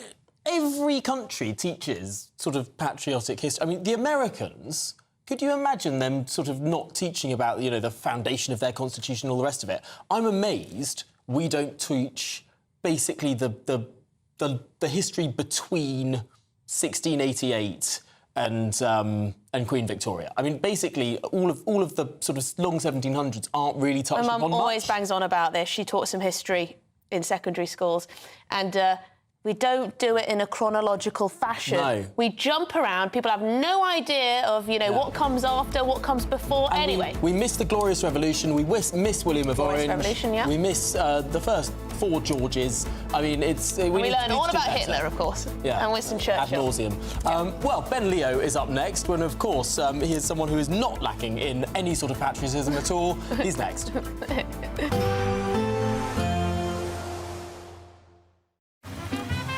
Despite the morning rain, it'll be a nice, warm, cosy day ahead. Boxed heat pumps, sponsors of weather on GB News. Afternoon, welcome to your latest update from the Met Office here on GB News. Overnight, many of us will have some decent clear spells, but a bit of fog is likely across the southeast, and there will be some outbreaks of rain trickling south. We've had a damp day across the far southeast. That rain is scooting away, but showery rain pushing in across Scotland and Northern Ireland this evening, so some wet weather for a time, and that'll scoot south into parts of northern England and Wales by morning. Ahead of that, though, some clear skies apart from that mist and fog across the southeast. Turning quite chilly, actually. Temperatures well down into single figures in rural spots. This zone of cloudier weather will help to keep the temperatures up. Will make for a fairly grey start in the morning over northwest England and West Wales, and we'll see some showery rain getting into the southeast too. And that mist and fog could still be around across the southeast. Bear that in mind first thing tomorrow morning. Further north, we'll see some brighter skies and some good spells of sunshine, but showers will again be moving in on a brisk breeze across the northwest of Scotland. They'll by and large keep going on and off throughout the day, and this zone of cloudier weather will push southwards. So after some early sunshine, I suspect it will turn quite grey across East Anglia and the southeast. The rain there will fizzle out, so you might just catch a light shower, but many places will be dry. Brightening up across Wales and northern England. Come the afternoon, some good spells of sunshine here and for the southwest of England. Temperatures again getting into the teens, so feeling quite pleasant in the sunny spells. Most areas having quite light winds, although still quite breezy in northern Scotland. And it will be again here on Wednesday with a little bit of light rain and drizzle in the northwest. The odd light shower across the south. Again, fog could be a bit of a problem for Wednesday morning, but once that's cleared, many places looking dry and bright again. The winds will be increasing, particularly across the north and the west, but so will the temperatures, ticking up to 16 or 17 degrees for most of us. Woo! A chilly start will give way to a lovely, warm afternoon. Boxed heat pumps, sponsors of weather on GB News. This is the good luck. If you want your news to be straight talking, this is a nightmare for the Conservatives again. Down to earth. It's not just Nottingham where this is happening, is it? And most importantly, honest. Hard-working, middle-class taxpayers, they'll get their book thrown at them. Then catch me, Martin Daubney, Monday to Friday, 3 till 6 p.m. on GB News, Britain's news channel. I'm Christopher Hope. From pop stars to politicians, I'll interview anybody in a pub who's got a political opinion. Join me every Friday on Spotify, Apple Podcasts, YouTube or gbnews.com, or wherever you get your podcasts. This is GB News, the People's Channel. It's Patrick Christie's Tonight, and here we do things differently. It's explaining the absolute madness of this, doesn't it? It's explosive. I mean, this is very good. It's lively. 850. Your government sat there, Sean, and it did nothing. It's controversial. And the Middle East has been in turmoil since before I was born. It's everything you need to kickstart your evening. Everyone's had their Weetabix tonight. I love to see it. That's Patrick Christie's Tonight, weeknights from 9 p.m. Only on GB News, the People's Channel, Britain's news channel. Hi there, I'm Michelle Dewberry, and I'm going to take a second to tell you all about my show, Jubes & Co. We start off with the issues of the day. We then bring in both sides of the arguments. We get rid of the disrespect, and then you throw me into the mix. And trust me, I'll tell it exactly how it is. And then, of course, the magic ingredient, you at home. We mix it all together, and what have we got? In my opinion, the best debate show in town. Monday to Friday, 6 till 7 on GB News, Britain's news channel. We're proud to be GB News, the People's Channel, and as you know, we always love to hear your views. Now, there's a new way of getting in touch with us at gbnews.com/yoursay. By commenting, you can be part of a live conversation and join our GB News community. You can even talk to me, Bev Turner, or any of the members of the GB News family.